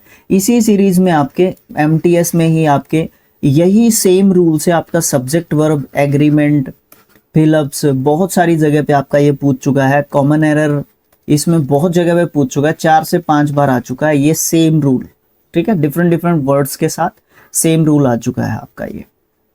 अगला क्या है? सिनोनिम बताना है किसका? डेलिजेंस का। Success demands hard work, diligence, diligence का मतलब हार्ड वर्क ही होता है एक्चुअली, सॉरी मेहनत होता है, हाँ मेहनत, हार्ड वर्क ही तो होता है। डेलिजेंस एंड प्रेजर्वेंस है ना, तो आपका यहाँ पे क्या आंसर आना चाहिए? इंडोलेंस। इंडोलेंस का मतलब आपको क्या देखने को मिलेगा? इंडोलेंस का मतलब होता है आलस्य, आलस्य। ट्रबल का मतलब होता है समस्या, ओके समस्या। एफर्ट, एफर्ट का मतलब प्रयत्न, ठीक है, या प्रयास बोल सकते हो। कूलनेस का मतलब शांत, शांति या शांतपन जो होता है आपका, उसकी बात हो रही है। तो यहाँ पे आंसर क्या दोगे आप? डेलिजेंस के लिए आप क्या दोगे? अरे भाई एंटोनियम बताना है कि सिनोनिम बताना है? सिनोनिम बताना है आपको डेलिजेंस का, ठीक है। डेलिजेंस के लिए सिनोनिम में आप एफर्ट दो ना, कहाँ पे गया ये रहा, एफर्ट दो ना डेलिजेंस के लिए सिनोनिम, ठीक है, ओके। अगले में क्या बताना है? वन वर्ड सब्स्टिट्यूशन बताना है। इसके लिए एक ऐसा व्यक्ति जो ट्रेवल करता है एक प्लेस से दूसरे प्लेस पे स्पेशली काम के लिए। विग्रेंट, पिलग्रिम, नोमैड और आइटरनेंट, भाई सारे ही व्यक्ति होते हैं, ठीक है। कोई भागने वाला होता है, कोई एक जगह से दूसरी जगह जाने वाला होता है, मतलब चलने फिरने वाले व्यक्ति होते हैं। अब एक एक के बारे में जानकारी प्राप्त करते हैं, फिर आपको आंसर अपने आप मिल जाएगा। फर्स्ट में ए ऑप्शन में लिखा है विग्रेंट, ठीक है। विग्रेंट का मतलब क्या होता है? विग्रेंट का मतलब होता है आवारा, जो ऐसे ही घूमता रहता है। अब देखो ये तो ट्रेवल कर रहा है स्पेशली काम के लिए, तो ये तो आंसर नहीं है। पिलग्रिम होता है धार्मिक यात्री, धार्मिक यात्री। अब इसका उद्देश्य क्या होता है? धर्म से संबंधित यात्रा करता है, तो आंसर ये भी नहीं है। नोमैड, नोमैड का मतलब होता है घुमंतु, ठीक है। घुमंतु मतलब एक जगह से दूसरी जगह जाता जरूर है, ठीक है, लेकिन ये क्या करता है, इसका कोई रहने का ठिकाना नहीं होता। एक वर्ड होता है इसके लिए, खाना बदोश। खाना बदोश मतलब जो एक जगह टिक के नहीं रहता, तो आंसर ये भी नहीं है। तो फिर आंसर आपका एक बच गया। आइटरनेंट, आइटरनेंट क्या होता है? आइटरनेंट का मतलब होता है यात्री ऐसा जो एक जगह से दूसरी जगह जाता है एक ऐसे उद्देश्य को लेके जिसको आजीविका कमाना एक तरीके से बोल सकते हो आप लोग, ठीक है। Okay, next question. Next question आपका है करेक्टली स्पेल्ड वर्ड को ढूंढना है जो फिल हो उसके ब्लैंक में। His dash is brilliant student, son son son son. भाई कमेंट बॉक्स में इसका आंसर बताओ, बहुत आसान क्वेश्चन है। क्वेश्चन नंबर 19 का आंसर कमेंट बॉक्स में बताना है। अगला क्वेश्चन क्या है? मोस्ट अप्रोप्रिएट ऑप्शन को फिल कर सकते हो ब्लैंक के अंदर। देखते हैं। Would cutting involves the removal of useless trees first. अच्छा, जो वुड कटिंग होती है उसमें शामिल होती है पेड़ों को काटने की प्रोसेस में जो यूजलेस ट्री हैं सबसे पहले उनकी, फॉलोड, एनेक्टेड, एडजस्टेड या कंपेयर्ड। तो भैया यहाँ पे तो आपका मुझे ऐसा लगता है कि आसान आंसर आ गया, फॉलोड। उसके बाद बाय मीडियम, उसके बाद मीडियम की बारी आएगी, फिर फाइनेस्ट जो क्वालिटी के टिम्बर ट्रीज होते हैं उनकी बारी आती है कटने की, ठीक है, या रिमूव एक तरीके से होने की। तो ये आपका आंसर आ गया आपका। अच्छा, फिर आ गया भैया हमारा क्लोज टेस्ट। क्लोज टेस्ट में आपका पता है आपके 21 से 25 तक क्वेश्चन है। देखते हैं इनको बारी बारी आंसर भी निकालने की कोशिश करते हैं। मिल के हम लोग काम करते हैं। आपको पता है कि मिल के काम करने का बहुत फायदा होता है।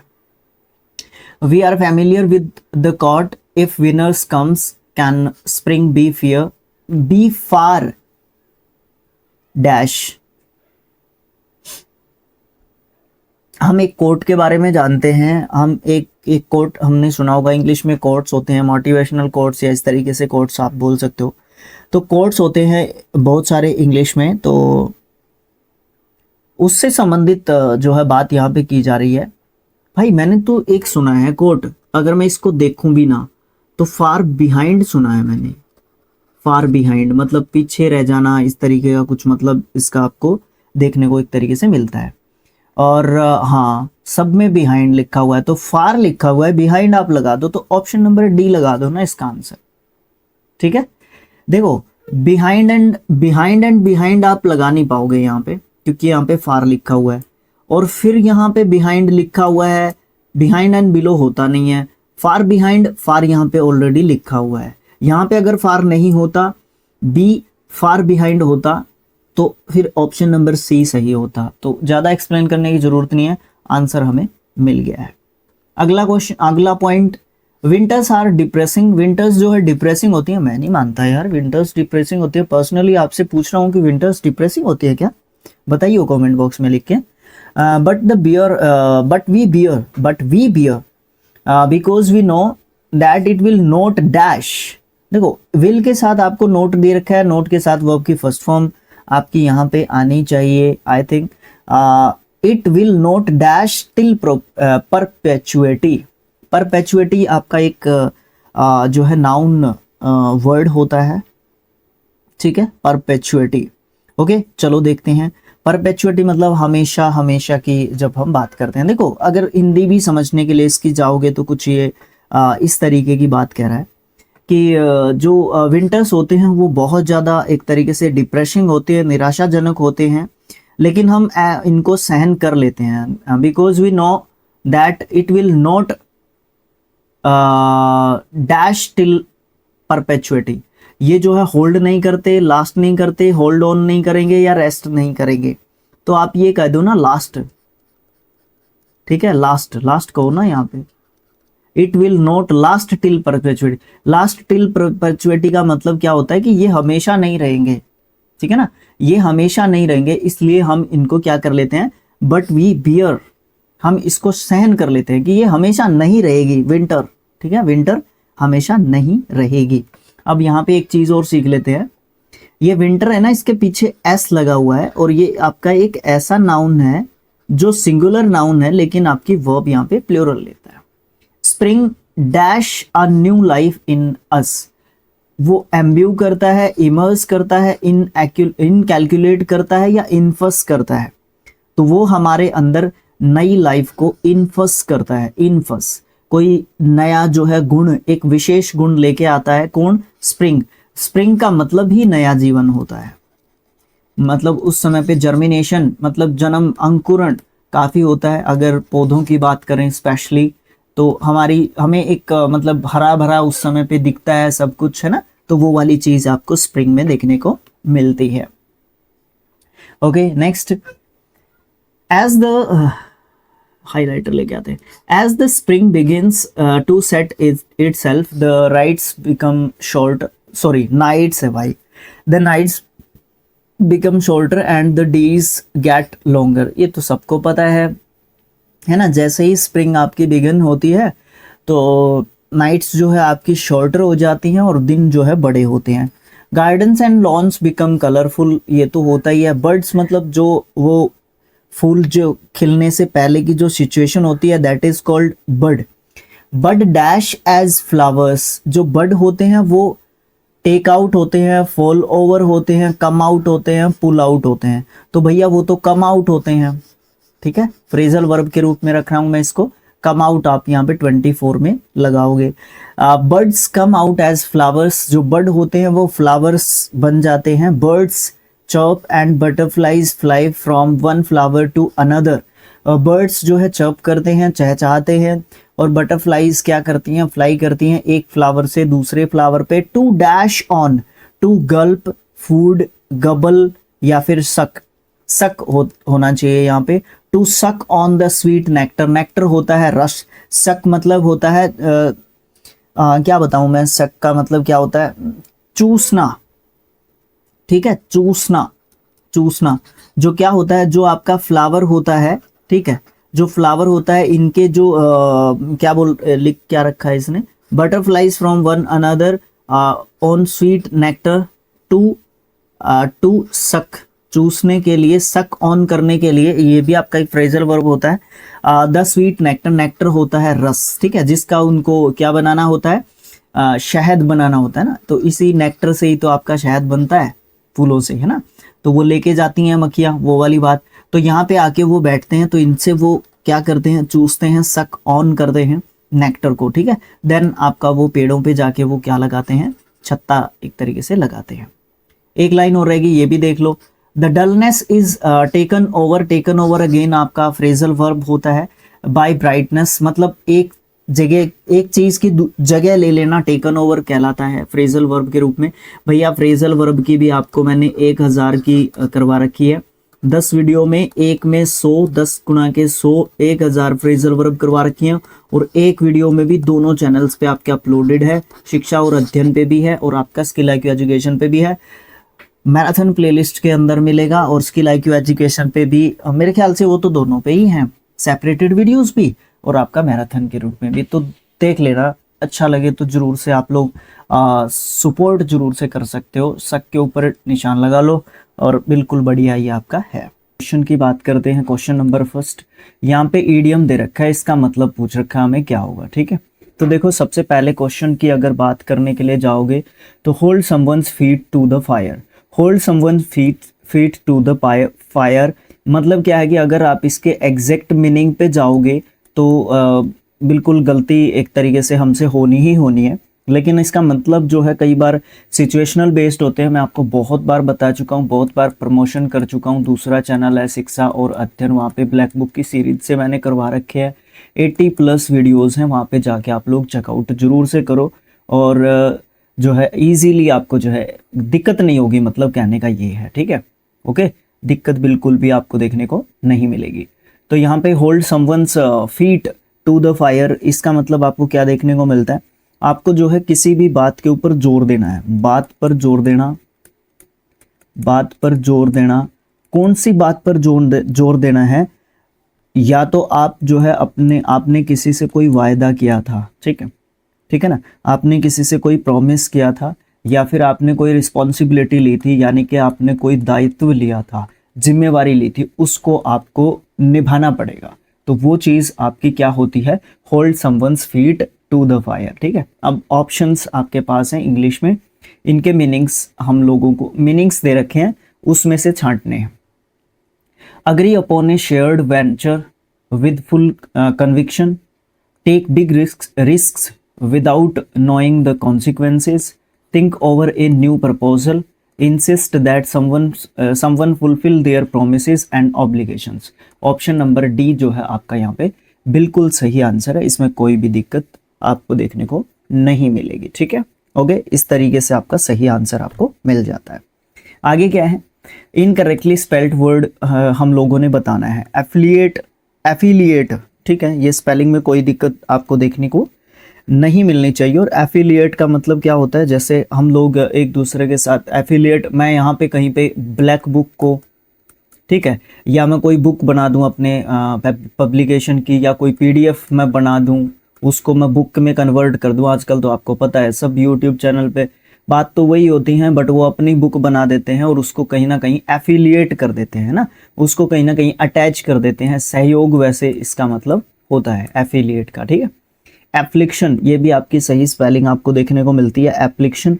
एफ्लिक्शन इसका मतलब दुख, दर्द या फिर पीड़ा आप जो है बोल सकते हो।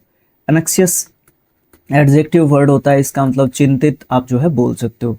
ये स्पेलिंग आपकी गलत है, इसमें ए डबल पी आएगा, बाकी सब स्पेलिंग ये पूरा ठीक है। अप्राइजल, ठीक है, अप्राइजल, ठीक है, ये भी एक एडजेक्टिव वर्ड है, ये भी एडजेक्टिव वर्ड है, ये आपका वर्ब के रूप में लिखा हुआ है, ये नाउन के रूप में लिखा हुआ है। अब इसका मतलब क्या होता है, ठीक है, मतलब का मतलब देख लेते हैं एक बार क्या होता है। ये पेन किसने चेंज कर दी है भैया, तो कहने का मतलब क्या है, अप्राइजल, इसका मतलब आपको क्या देखने को मिलता है, इसका मतलब देखने को मिलता है आपको मूल्यांकन, मूल्यांकन, ठीक है, जांच पड़ताल भी आप इसका एक तरीके से बोल सकते हो। नेक्स्ट क्वेश्चन हम लोग देख लेते हैं, यहाँ पे क्या है, सेलेक्ट करो उस ऑप्शन को जो कि वन वर्ड सब्स्टिट्यूशन के रूप में बता सकता है। जो भी हाईलाइटेड ग्रुप ऑफ वर्ड्स हैं उनको हमने सारे ही हाईलाइटेड कर लिए और फिर इसमें से निकाल लेंगे, ठीक है। ओके, चलो देखो, the practice of having two or more spouses मतलब वाइफ, वाइफ का प्लूरल क्या होता है, वाइव्स, क्या होता है, वाइव्स होता है। जैसे नाइफ का क्या होता है, नाइव्स, ऐसे ही ये होता है। अब यहाँ पे मैं आपको करवा नहीं रहा, ठीक है, अभी मैं यहाँ पे एक प्रमोशन कर देता हूँ, लूसेंट को दोबारा से स्टार्ट करते हैं अपने शिक्षा और अध्ययन पे। ये जल्द ही आपको एक रिव्यू वीडियो मिलेगा, ठीक है, दोनों का, इंग्लिश वर्जन और हिंदी जो है, हिंदी टू इंग्लिश का, ठीक है।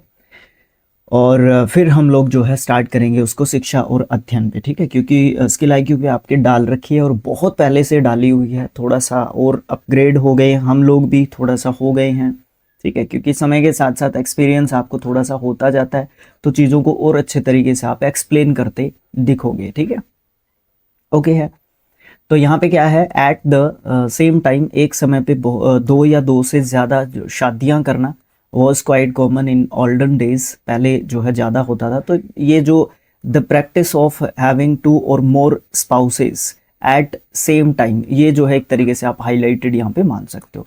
तो साइड, CIDE, साइड मतलब मृत्यु होता है, तो पैट्रीसाइड, साइड आप किसको बोलते हो, पैट्रीसाइड का मतलब होता है पितृ हत्या, यानी कि पिता की हत्या। पॉलीगैमी होता है बहुपत्नीवाद, बहुपत्नीवाद, ठीक है, या बहुविवाह, बहुविवाह ये कह सकते हो। आंसर मिल गया, मिल गया सर, बिल्कुल मिल गया। पैट्रियार्की, पैट्रियार्की मतलब पितृसत्तात्मक, अब बताता हूँ, एक बार लिख दूँ, पितृसत्तात्मक। अब हमारा जो समाज है, हमारा इंडियन जो कल्चर है वो पैट्रियार्की है, ठीक है। इसमें मतलब लड़की को क्या नहीं होता, लड़की को मतलब पहले तो बिल्कुल ही नहीं होता था, अब तो एक कानून भी बन गया है, उसके तहत जो है लड़कियों को बहुत सारे अधिकार एक तरीके से दे रखे हैं, बट पहले इतना ज़्यादा नहीं था, ठीक है, और अब तो बहुत ज़्यादा एक तरीके से हो गया है, ठीक है। तो ये चीज़ आपको देखने को मिलती है। और अभी जो है ना क्या हो गया है, लड़कियों को अधिकार मिल गया है, लेकिन पहले बिल्कुल भी नहीं होता था। लेकिन हमारी सोसाइटी पैट्रियार्की पे चलती है, लड़के के हिसाब से चलती है तो उसको पितृसत्तात्मक जो क्या बोलते हैं चीज या प्रकार है एक तरीके से, ठीक है, वो जो है आप कहोगे। उसके बाद क्या है, पैरोशियलिज्म का मतलब क्या होता है, देखो ISM जो एंडेड जो वर्ड्स होते हैं वो दिखाते हैं एक प्रोसेस को, एक प्रक्रिया को। तो इसका मतलब आपको क्या जो है देखने को मिलता है, इसका मतलब आपको देखने को मिलता है जब भी संकुचन होता है, संकुचन, जब भी कोई चीज संकुचनता, इसको कैसे समझाऊं, मतलब हिंदी में डिफिकल्ट हो जाता है, इंग्लिश में बहुत अच्छे तरीके से आप लोग चीज़ को समझ जाते हो, लेकिन फिर भी इसके बारे में थोड़ा सा बोल लेंगे, कुछ बात करेंगे तो जल्दी समझ में आ जाएगा। एक ऐसे फैक्ट की बात करते हैं जो सिर्फ और सिर्फ इंटरेस्टेड होता है छोटे छोटे इश्यूज में एक तरीके से, ठीक है। तो संकुचन का मतलब सिकुड़ना एक तरीके से होता है, और जो छोटी छोटी बातों में, छोटी छोटी चीज़ों में जो इंटरेस्ट लेता है उसको आप जो है, उस प्रोसेस को आप जो है पैरोशियलिज्म एक तरीके से उसको बोलते हो, पैरोशियलिज्म, ठीक है, ओके, क्लियर है, ठीक है। नेक्स्ट क्वेश्चन, अगला क्वेश्चन हमें देखने को मिल रहा है कि एक नीचे सेंटेंस दे रखा है, अंडरलाइन पार्ट कर रखा है, उसमें बताना है कि गलती क्या है। अल्टरनेटिव्स आपके अंडरलाइन पार्ट के लिए ऑप्शंस के रूप में दे रखे हैं, करेक्ट जो अल्टरनेटिव है उसको ढूंढना है इन द गिवन ऑप्शंस या अल्टरनेटिव्स में से। Okay, it is the easiest होना चाहिए टू स्टे काम देन, अब यहाँ पे देन दे दिया, इसका मतलब इजीएस्ट नहीं आएगा, इजियर आएगा, ठीक है। यहाँ पे देन दे दिया ना, क्योंकि कंपैरिजन की यहाँ पे बात कर दी, तो ऑप्शन नंबर डी आपका सही आंसर है। उससे आगे हमें नहीं भागना है, जरूरत भी नहीं है भागने की, ठीक है, ओके। अगला क्वेश्चन हमें फिल इन द ब्लैंक्स की बात कर रहा है, तो चलो आगे चलते हैं, देखते हैं क्या कहता है। देखो, active community involvement dash a sense of belonging and contributes to the overall well-being of society, collects, forgets, feels या फिर fosters। देखो, जो एक्टिव कम्युनिटी है उसकी जो इन्वॉल्वमेंट है वो कलेक्ट करेगी, फॉरगेट करेगी, फील करेगी या फोस्टर करेगी। सबके साथ ऐसा लगा रखा है, प्रेजेंट इंडेफिनिट टेंस का सेंटेंस है, लेकिन जो ये वर्ड होता है ना फोस्टर, ठीक है, ये जो वर्ड होता है फोस्टर, इसका मतलब क्या होता है, किसी भी चीज का विकास करना या विकसित एक तरीके से करना, आप जो है यहाँ पे कह सकते हो, ये वर्ब भी है यहाँ पे, ठीक है। तो फोस्टर, ठीक है, जो एक्टिव कम्युनिटी होती है वो फोस्टर करती है, क्या एक सेंस को करती है फोस्टर, एक जो सक्रिय जो क्या बोलते हैं कम्युनिटी को, समुदाय जो होता है, एक सक्रिय जो समुदाय होता है और उसकी जो इन्वॉल्वमेंट होती है, एक तरीके से भागीदारी होती है, वो एक जुड़ने वाली भावना को एक तरीके से क्या करती है, उठा के लेके आती है, प्रोत्साहित करती है, एनकरेज करती है, और समाज की उससे क्या होती है, ओवरऑल वेलबींग एक तरीके से होती है, ठीक है, मतलब सबकी एक तरीके से भलाई उसमें होती है। नेक्स्ट क्वेश्चन ये कह रहा है कि यहाँ पे भी ऑप्शन आपको फिल करना है। I have not seen him dash last week, मैंने उसको नहीं देखा लास्ट वीक से, तो आपका सिंस लगाओ यहाँ पे, ठीक है, फॉर नहीं आएगा और इन दोनों का कोई मतलब नहीं बनता है, ठीक है, ओके। दो चीजें होती हैं जब आप सिंस की और फोर की बात करते हो, ठीक है, सिंस की और फोर की बात करते हो, तो दो चीजें आपकी ध्यान रखनी है आपको, अकॉर्डिंग टू टेंस ही मैं आपको थोड़ा सा ये बता रहा हूँ यहाँ पे, ठीक है।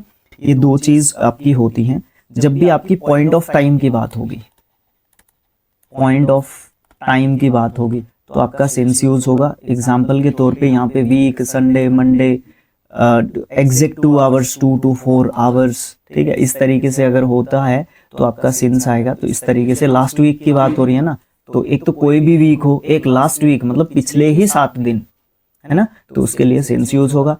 और आपका period of time, period of time की जब बात करते हो तो आपका 4 लगता है, कोई एग्जैक्ट जो है डे की बात नहीं हो रही, किसी भी डे की बात एक तरीके से हो रही है। तो अगला आपको देखने को मिलता है, अंडरलाइन जो वर्ड है उसका एंटोनियम हम लोगों ने बताना है। द मिलो ट्यून ऑफ द फ्लूट स्मूथ्स में, देखो फ्लूट की जब भी बात आती है तो एक मृदु जो ट्यून होती है वो होती है ना, तो यहाँ पे एंटोनियम बताना है हम लोगों ने मिलो का। मिलो तो वैसे भी आपको समझ में आ जाना चाहिए, अकॉर्डिंग टू सेंटेंस आपका जो है समझ में आ जाना चाहिए।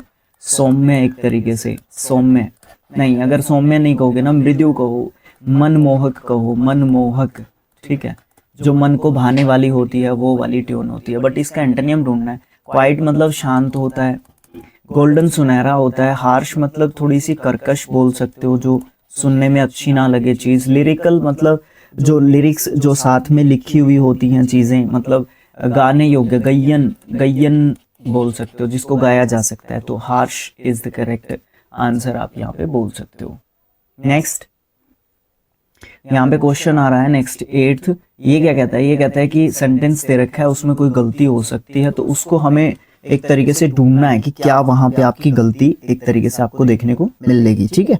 ओके चलो देखो, India is not on war with Pakistan, India is not at war, on war नहीं होता, एट वॉर होता है, कहाँ पे है ये, नोट के साथ एट लगा रखा है, ऑप्शन नंबर 3 में लगा रखा है, ठीक है, ये ठीक रहेगा आपका, बाकी आपके गलत यहाँ पे हो जाएंगे। इसको प्रेपोजिशन का क्वेश्चन आप एक तरीके से आप जो है क्या कर सकते हो, यहाँ पे बोल सकते हो, ठीक है।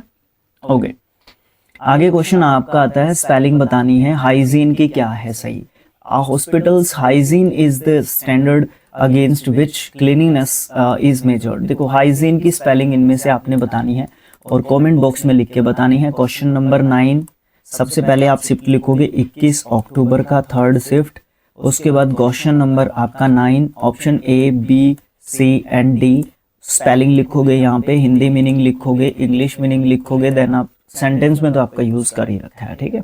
ओके ये चीज भी बताओगे आप मुझे। Okay next question, sloppy, sloppy के लिए आपको क्या बताना है, स्लोपी के लिए आपको एंटोनियम एक तरीके से बताना है। सबसे पहले स्लोपी को देख लेते हैं कि आपका क्या है स्लोपी, ठीक है।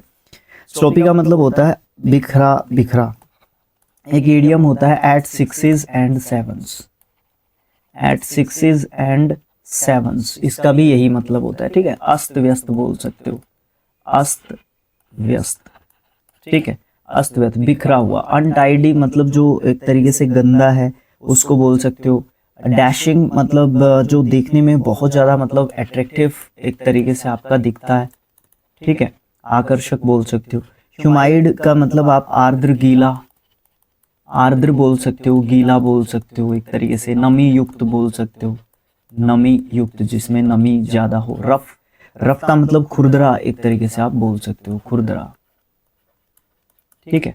तो ऑप्शन नंबर क्या कहोगे आप इसके लिए, क्या था ये, अस्त व्यस्त जो बिखरा हुआ था ना, अट्रैक्टिव, डैशिंग एक तरीके से आप लोग यहाँ पे सही आंसर दे सकते हो, कोई दिक्कत नहीं आएगी। नेक्स्ट में ऑप्शन फिल करना है ब्लैंक को, some type of dash suck food, some type of leech, leech ये लीच, लैच, लीच, लीक, ये लीक का मतलब आपको पता है कि लीक जो है होना, रिसाव एक तरीके से होना, ठीक है। ये वाला लीच क्या होता है, जोंक होती है, जोंक, जो कि यहाँ पे सही आंसर रहेगा, ठीक है।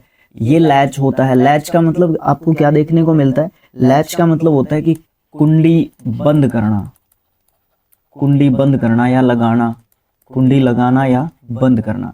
ये वाला भी लीच होता है और ये वाला भी लीच होता है। तो ये वाला लीच क्या होता है, ये वाला लीच आपको देखने को मिलता है, छानना बोल सकते हो आप इसको, छानना, ठीक है, छानना लीच बोल सकते हो। तो एक जैसे से थे वैसे लीच बता के इसको छोड़ा जा सकता था क्वेश्चन को, कोई दिक्कत वाली बात यहाँ पे ज्यादा नहीं थी, बट क्वेश्चंस थे, सोचा कि ये कम हो सकते हैं आपको देखने को मिले, आगे कम आए तो मीनिंग्स एक बार निकल जाए आगे से तो फर्क रहेगा उसका, है ना। ग्रामेटिकल एरर बतानी है इस सेंटेंस में क्या है, और पक्की है क्योंकि चारों ऑप्शंस में इसी को तोड़ के दे रखा है। He will have to, will के साथ हैव लगा रखा है, दिक्कत नहीं होनी चाहिए। नोकल अप, नोकल अप जब के बाद एन आता है तो के जो है आपका साइलेंट हो जाता है। नोकल अप, रियली सीरियसली, रियली और सीरियसली यहाँ पे गलती हो सकती है, इस पे डाउट करो दूसरे पोर्शन पे। If he wants to crack the upcoming deal, दिक्कत यहीं पे होनी चाहिए और तो कहीं पे कोई दिक्कत नहीं होनी चाहिए, ठीक है। ओके चलो देखते हैं, देख लो दोबारा देखो इसको, ही विल हैव, ये तो कंफर्म है, ये ठीक है, दिक्कत यहीं पे है आपकी। नोकल अप नहीं, ये गलत हो गया, नोकल डाउन होता है, फ्रेजल वर्ब की गलती है, मैंने सोचा था यहाँ पे ये गलती है एडवर्ब और एडजेक्टिव की, यहाँ पे आपको फ्रेजल वर्ब की गलती देखने को मिलती है। देखो यहाँ पे नकल डाउन होता है, डाउन, ठीक है। नकल अप का मतलब क्या होता है वो मुझे कमेंट बॉक्स में आप लोग लिख के बताओगे। नकल डाउन का मतलब आपको मैं बता देता हूँ, इसका मतलब होता है गंभीर प्रयास करना, गंभीर प्रयास करना, ये बोल सकते हो आप नकल डाउन का मतलब। ठीक है, देखो यहाँ पे कुछ इसी तरीके की बात हो रही है, ध्यान से अगर आप सेंटेंस को पढ़ोगे तो। फ्रेजल वर्ब इसीलिए इंपॉर्टेंट है हमारे लिए सीखने।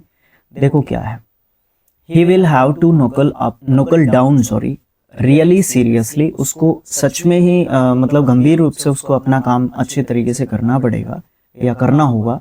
इफ, यदि कंडीशनल सेंटेंस है, if he wants to crack the upcoming deal, अगर वो आने वाली जो डील है उसको अगर वो क्रैक करना चाहता है। ठीक है, तो वही है, गलती वहीं पे थी, बट जो सोच रहे थे हम लोग वो नहीं थी, फ्रेजल वर्ब की गलती आपको देखने को मिली इस पर्टिकुलर सेंटेंस में। अगला क्वेश्चन आ रहा है भैया, सेलेक्ट करो उस स्पेलिंग को जो अंडरलाइन वर्ड के लिए जो है दी हुई होगी सही spelling. The miracle of resurrection is not medically proven. तो भैया आप लोग मुझे बताओगे इसका आंसर तो कमेंट बॉक्स में लिख के, मुझे तो सारी एक जैसी लग रही हैं। ठीक है, हाँ आप लोग बता दो इसका तो मुझे कमेंट बॉक्स में लिखें। अगले क्वेश्चन में अंडरलाइन वर्ड के लिए आपको क्या बताना है, एंटोनियम बताना है क्या सिनोनिम बताना है? एंटोनियम बताना है। एंटोनियम बताना है तो आप लोग देखो यहाँ पे क्या है, such specifications have revived our designers and manufacturers where as this new arrangement will free. अरे भाई फ्री का पूछा है आप लोगों ने, फ्री मतलब आज़ाद एक तरीके से आप लोग बोल सकते हो। रेस्टोरेंट, स्वेटेड, सीनियर या फिर प्रोडक्टिव आप एक तरीके से इसका बोल सकते हो। फ्री मतलब आज़ाद एक तरीके से करना, रेस्टोरेंट एक तरीके से आप उनको रोक रहे हो, तो सही आंसर आपका रेस्टोरेंट ही होना चाहिए। प्रोडक्टिव उत्पादक, सीनियर, स्वेटेड थोड़ा सा इसमें अलग वर्ड है, स्वेटेड मतलब मारना पीटना आप यहाँ पे बोल सकते हो, लेकिन इसका यहाँ पे फ्री कर रहे हो, यहाँ पे रेस्टोरेंट कर रहे हो, एंटोनियम बताना है तो आपका ऑप्शन नंबर ए सही आंसर हो जाएगा, दिक्कत लेने की जरूरत नहीं है। आगे आपने एरर बताना है इस पर्टिकुलर सेंटेंस के अंदर। नागामनी नाम है ये किसी का, अ ब्रेव स्टूडेंट ये आपका नाउन इन एपोजिशन है। नाउन इन एपोजिशन मतलब इस नाउन के बारे में और ज्यादा इंफॉर्मेशन है। लोज्ड NFIR होना चाहिए, NFIR होना चाहिए, क्योंकि ये आपका एब्रीविएशन दे रखा है। एब्रीविएशन से पहले आप आर्टिकल आ का यूज नहीं कर सकते, आर्टिकल N का यूज करना होता है। डिस्पोज्ड का एंटोनियम ज्यादा पूछे हुए हैं पर्टिकुलर इस शिफ्ट में। डिस्पोज्ड का मतलब आपको क्या देखने को मिलता है, डिस्पोज्ड का मतलब आपको देखने को मिलता है भैया एक तरीके से आप छुटकारा पाना चाहते हो। ठीक है, छुटकारा। ठीक है, माइंडेड का मतलब आपको क्या देखने को मिलता है, किसी चीज की तरफ अट्रैक्ट होना या रुझान रखना, रुझान रखो इसका। डिटेन्ड का मतलब होता है अवरोधित या रोकना किसी को, एक तरीके से आप जो है बोल सकते हो। ठीक है, ओके, किसी को रोक के रखा हुआ है किसी काम को करने से। ठीक है, रिटेन्ड अभी हम पीछे भी करके आए हैं, रिटेन्ड वापिस से उसी चीज को जो है रखना या रखा हुआ आप बोल सकते हो इसको। ठीक है, प्रेटेंडेड का मतलब आपको क्या करते हैं, दिखावा करना आप जो इसका बोल सकते हो, दिखावा यहाँ पे आप लोग कह सकते हो, कोई दिक्कत नहीं आएगी। तो देखो यहाँ पे डिस्पोज्ड मतलब छुटकारा और रुझान अवरोधी डिटेन कहोगे या रिटेन कहोगे। देखो यहाँ पे छुटकारा पा लिया इससे, लेकिन रिटेन कर लिया, उसको वहां पे रख लिया। रिटेन कहोगे, डिटेन नहीं कहोगे, रिटेन कहोगे। ठीक है, ओके, ये ध्यान रखने की बात थी। आगे क्या है, हाइलाइटेड ग्रुप ऑफ वर्ड्स को क्या करना है, सेंटेंस के सब्स्टिट्यूट करना है और वन वर्ड सब्स्टिट्यूशन के रूप में करना है। तो मैं यहाँ पे भी प्रमोशन करना चाहूंगा ब्लैक बुक सीरीज का, आप लोग वहां से देख सकते हो इसको तो हमने स्किल IQ पे भी डाला हुआ है। We had to study a poem of lamentation specially for dead, मतलब एक ऐसी पोइम होती है, एक शोक गीत होता है, इसको मैं बता दूं आपको हिंदी में, शोक गीत होता है जो डेड बॉडी के जो बात होती है उसके ऊपर जो है एक तरीके से गाया जाता है, जो कि रिटन था किसके द्वारा, थॉमस ग्रे के द्वारा। ऐसे नहीं होता, ये होता है एलिजी होता है, वो रिपोर्ट अकाउंट नहीं होते। ठीक है, तो ये तो बड़ा आसान क्वेश्चन एक तरीके से हो गया। अगला क्या है, कॉमन एरर ढूंढनी है हम लोगों ने इस पर्टिकुलर सेंटेंस के अंदर। The team with A high motivation level succeeded in its project despite of the challenges it face. नहीं, एक तो होता है इन स्पाइट ऑफ, सही नहीं लिखा, इन स्पाइट ऑफ के बावजूद, एक होता है डिस्पाइट, डिस्पाइट, डिस्पाइट के बाद ऑफ नहीं लगता, ये वाला ऑफ यहाँ पे नहीं आएगा, ठीक है। इसमें कहाँ पे है, ऑप्शन नंबर सी में ये ऑफ नहीं आएगा यहाँ पे, ठीक है। बाकी कोई दिक्कत नहीं है इसमें। आगे क्या करेंगे हम लोग, आगे देख लेते हैं क्या करेंगे, ठीक है, देख लो। आगे देखते हैं क्वेश्चन नंबर 19 की बात करोगे। मोस्ट अप्रोप्रिएट ईडियम ढूंढना है हम लोगों ने इस पर्टिकुलर फिलअप के लिए, ठीक है। चलो देखो, पहले तो सिचुएशन देखनी पड़ेगी ना क्या है। Recent research says that most of our cottage industries lack finance, मतलब बहुत सारी जो अभी अभी रिसर्च हुई है वो कहती हैं कि हमारे जो बहुत सारे जो कॉटेज इंडस्ट्रीज हैं, कुटीर उद्योग जो है, छोटे उद्योग, एमएसएमई जिनको इनको जब एमएसएमई इनको बोलते हैं, मीडियम एंड स्मॉल एंटरप्राइजेस, कुछ इस तरीके का होता है, ध्यान में नहीं आ रहा फुल फॉर्म एमएसएमई का। तो ये जो इंडस्ट्रीज होती है उनके पास पैसा कम होता है, दस दे आर, इस प्रकार से वो क्या हो जाते हैं, taking somebody for a ride. Taking somebody for a ride का मतलब आपको क्या देखने को मिलता है, किसी को धोखा देना। धोखा देने की बात यहाँ पे शायद नहीं चल रही तो काट सकते हो। आगे क्या है, thrown out of gear. Thrown out of gear का मतलब क्या होता है, अस्त व्यस्त होना, अस्त व्यस्त होना, ठीक है। एट 6s and 7s भी होता है इसका, ठीक है, ओके कोई बात नहीं, ये आंसर हो सकता है बट पेंडिंग में रखो। वोन एंड टोन, वोन एंड टोन का मतलब आपको क्या देखने को मिलता है, पुराना होना या फिर घिसा पिटा, ये बोल सकते हो।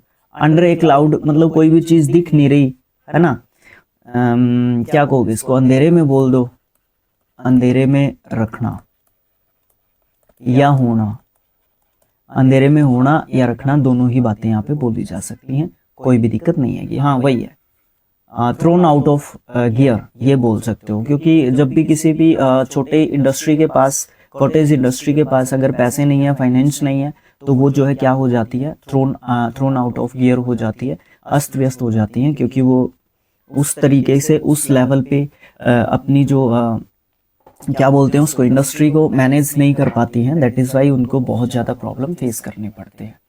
ग्रामेटिकल एरर का क्वेश्चन है, ये ढूंढना है, इसमें क्या दिक्कत आपको देखने को मिल रही है वो हमें ढूंढनी पड़ेगी। चलो देखते हैं, मिलके ढूंढते हैं इसको। दिस बॉय परफॉर्म्ड का स्पेलिंग पे डाउट करना, एक्सट्रीमली गुड नहीं, जब परफॉर्मेंस की बात आती है तो गुड नहीं होती, वो वेल होती है।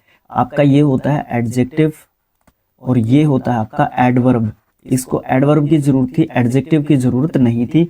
ये हम जो है कहाँ पे सीखते हैं, ये एडजेक्टिव और एडवर्ब वाले चैप्टर में सीखते हैं, जो कि पार्ट ऑफ स्पीच के आपके हिस्से हैं। दिक्कत नहीं होनी चाहिए इसमें भी आपको, ठीक है ओके। जब भी परफॉर्मेंस की बात होती है तो वो वेल की बात हो जाएगी। यहाँ पे गुड परफॉर्मेंस वैसे बोल देते हैं, लेकिन यहाँ पे जो कंपटीशन में दिखाने की बात हो रही है और यहाँ पे जरूरत किसकी है, एडजेक्टिव की आपको जरूरत नहीं है, एडवर्ब की यहाँ पे आपको जरूरत है, ठीक है ओके। अगला question, cloze test. Cloze test की बात करने के लिए जाओगे तो देखो इसकी भी बात कर लेते हैं।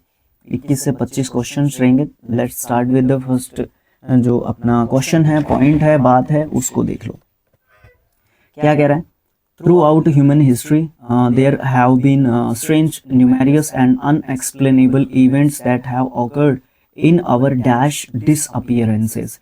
देखो कहने का मतलब क्या यहाँ पे चल रहा है, हमारा जो मानव इतिहास है उसके दौरान बहुत सारी यहाँ पे अजीब अजीब सी, बहुत सारे नंबर्स में अजीब सी अनएक्सप्लेनेबल इवेंट्स जो है हुए हैं हमारे इतिहास में, जो कि हमारे होम प्लैनेट, कंट्री या फिर नेबरहुड को जो है डिसअपीयरेंसेस में मतलब दिखाते हैं एक तरीके से, उसके बारे में एक तरीके से बताते हैं, ठीक है। तो बहुत सारी अजीब सी घटनाएं हुई हैं जो बिल्कुल मतलब समझ में नहीं आ रहा कि उनको how can we explain them, या जो वो क्या बोलते हैं उनको, रिसर्चेस जो हुई हैं या फिर थ्योरीज जो दी गई हैं, है ना, थ्रू आउट ह्यूमन हिस्ट्री, तो उनको वो हमारे प्लैनेट के बारे में बात की जा रही है। तो यहाँ पे आप प्लैनेट बोल सकते हो, हमारे प्लैनेट के बारे में है। फ्रॉम माइस्टीरियस मतलब रहस्यमयी, जो ये रहस्यमयी है, to bizarre natural phenomena bizarre मतलब अजीब सी जो चीज़ें होती हैं, जो ये रहस्यमयी चीज़ें हैं, नेचुरल जो फिनोमिना है, अगर अकॉर्डिंग टू नेचुरल जो फिनोमिना है उसके हिसाब से देखें, these dash continue to captivate our imagination and spark curiosity, changes, events, advent या एडवेंचर्स। तो यहाँ पे आप लोग क्या कहोगे, ये जो लगातार जो ये अजीब अजीब सी जो थियरी हैं, ये रहस्यमयी जो थियरी हैं, अजीब सी जो थियरी हैं, इन्होंने क्या कर दिया, ये इवेंट्स ये जो इवेंट्स लगातार जो होते रहे हैं ये, ठीक है, तो इसको इवेंट्स कहोगे। ये जो इवेंट है ये कंटिन्यू करते हैं हमारी जो हमें कैप्टिवेट करते हैं, और हमारी जो इमेजिनेशन है उसको एक तरीके से क्यूरियोसिटी बनाए रखते हैं, हमारी उत्सुकता एक तरीके से बनाए रखते हैं, मतलब हमारा इंटरेस्ट एक तरीके से बनाए रखते हैं। उनको सॉल्व करने के लिए हम लोग लगातार एक तरीके से लगे रहते हैं, जो वो अलग अलग सी जो थियरीज एक तरीके से निकलती हैं, ठीक है, क्योंकि उनका मतलब तो निकालना ही पड़ेगा हमें, तभी जाके चीज़ें और अच्छे बेहतर तरीके से कर सकते हैं। अच्छा, ऑन डेट से पहले ऑन लिखते हैं, ध्यान रखना प्रेपोजिशन की बात करोगे तो। ऑन 30 जून 1908 मतलब 1908 के 30 जून की बात है, एक मैसिव रिमोट एक्सप्लोजन हुआ था, कॉन्स्पायर्ड अपीयर्ड हुआ था, केम अबाउट हुआ था या took place in the Tunguska region of Siberia. देखो साइबेरिया में एक जगह है टुंगुस्का, वहाँ पे कंस्पायर्ड हुआ था, केम आउट हुआ था, अपीयर्ड हुआ था, टुक प्लेस वहाँ पे हो गया था, टुक प्लेस कहो आप यहाँ पे, ठीक है, क्योंकि वो अचानक एक तरीके से हुआ था और अपने आप एक तरीके से हुआ था, तो उसको टुक प्लेस एक तरीके से कहोगे। केम अबाउट मतलब किसी चीज़ के बारे में जानने की बात करते हैं, तो ये नहीं हो सकता, ये दोनों तो वैसे भी नहीं है, आसपास भी नहीं जा रहे, तो टुक प्लेस आप जो है कहोगे यहाँ पे, ठीक है। तो टुंगुस्का के अंदर एक जो है साइबेरिया में बोल लो एक घटना हुई थी 30 जून 1908 को, और वो जो है मतलब एक बड़ा और मैसिव जो है एक्सप्लोजन एक तरीके से हुआ था। आगे क्या हुआ फिर, the dash of the explosion still debated but it is believed to have been caused by a mentor, नहीं मीटियोर और कोमेट। देखो सबसे इंपॉर्टेंट चीज यहाँ पे क्या है, the dash, the commencement, the stages, the cause, the beginning. यहाँ पे द कॉज ऑफ एक्सप्लोजन मतलब एक्सप्लोजन के जो कारण हैं, ठीक है, या एक्सप्लोजन का कारण है, स्टिल डिबेटेड अभी तक डिबेटेड है, अभी तक चर्चा में है, मतलब अभी तक हम लोग फाइंड आउट नहीं कर पाए हैं कि what is the reason behind it या दिस एक्सप्लोजन, आप लोग डिसाइड नहीं कर पाए हम लोग, बट इट इज बिलीव्ड, ये विश्वास किया जाता है, टू हैव बीन कॉज्ड, वो हुआ होगा या तो मिटियोर के कारण हुआ होगा या कोमेट के कारण एक तरीके से हुआ होगा, ऐसा मतलब एक तरीके से विश्वास किया जाता है। मिटियोर आपके कौन होते हैं, धूमकेतु।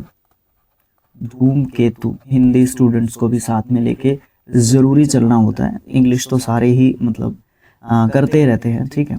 मिटियोर जो है आपका क्या होता है, धूमकेतु बोल सकते हो, ठीक है, या फिर आप लोग दूसरी क्या होती हैं, वो उल्काएं होती हैं, उल्काएं, ठीक है, ये उल्काएं होती हैं, ये धूमकेतु होता है, कॉमेट धूमकेतु होता है, और मिटियोर जो है उल्काएं होती हैं। ये थोड़ा सा हो जाता है, जो टर्म्स होते हैं, नाम होते हैं, एग्जैक्टली कई बार कंफ्यूजन हो जाता है।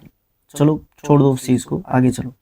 अनदर फैसिनेटिंग फिनोमेन, एक दूसरे और पैमाने की बात करते हैं, फिनोमेन की बात करते हैं, जो कि बरामुडा जो ट्रायंगल है उसके बारे में है। एक रीजन है यहाँ पे वेस्टर्न पार्ट में, कहाँ, किसके, नॉर्थ अटलांटिक ओशियन के वेस्टर्न पार्ट में है ये, ठीक है, जहाँ पे शिप्स जो है या फिर प्लेन्स जो है क्या होते हैं, मिस्ट्रिकली क्या हो जाते हैं, गायब हो जाते हैं। इनविजिबल नहीं, दोनों में से एक ही होगा आपका आंसर, तो वो गायब हो जाते हैं। इनविजिबल तो देखो कोई इंसान होता है, डिसअपियर्ड हो जाते हैं वो, ठीक है, डिसअपियर्ड हो जाते हैं। वहाँ पे जो प्लेन्स हैं या शिप्स हैं वो क्या हो जाते हैं, बरमूडा ट्रायंगल में वो एकदम से गायब हो जाते हैं और फिर पता ही नहीं चलता कि वो गए कहाँ, इस तरीके का मतलब ये मिस्ट्रिकल एक जो है चीज़ आपको देखने को मिलती है। तो इस तरीके से आपके 22 को तो हम स्टार्ट करेंगे अगले शिफ्ट में, मतलब 21 जो आपका अक्टूबर है 2024 का, यहाँ तक आपके 31 नहीं 32 शिफ्ट हो चुके हैं, 31 या 32 जो भी है, शुरुआत में मैंने आपको बताया था। तो यहाँ तक का आपका PDF तैयार है, आपके Telegram channel skill IQ education पे पड़ा है, आप लोग उसको डाउनलोड कर लो और इन्जॉय करो, ठीक है। ये इंपॉर्टेंट चीज़ है। उसके बाद जो भी मैं आपसे क्वेश्चंस पूछ रहा हूँ वो कमेंट बॉक्स में उसके आंसर डालने हैं, तीनों शिफ्ट्स के आपने डालने हैं, इंपॉर्टेंट है ये चीज़ हमारे लिए, ठीक है। अच्छा, फिर मैं इस वीडियो को कंबाइन करके राजवीर सिंह ऑफिशियल तीनों शिफ्ट को 21 की तीनों शिफ्ट को कंबाइन करके यहाँ पे डाल रहा हूँ, ठीक है। अगर यहाँ पे आप लोग देख रहे हैं, नहीं तो अकेली शिफ्ट आप जो है डेली की आपके स्किल IQ एजुकेशन जो कि अपना मेन स्ट्रीम चैनल है उसके ऊपर जो है आप देख सकते हैं और इन्जॉय उसको कर सकते हैं। वीडियो को लाइक करना है, चैनल को सब्सक्राइब करना है और फिर शेयर कर देना है, जिससे कि फ़ायदा हमें भी होगा, आपको तो होगा ही, ठीक है। हमें भी फ़ायदा होना ज़रूरी है, नहीं तो भाई दिक्कत आ जाती है फिर आपको, है ना, तो परेशानी आपको झेलनी पड़ जाती है। Okay, thanks for watching, thank you so much. मिलेंगे नेक्स्ट जो आपका शिफ्ट होगा 22 का फर्स्ट उसमें। Okay, thank you so much.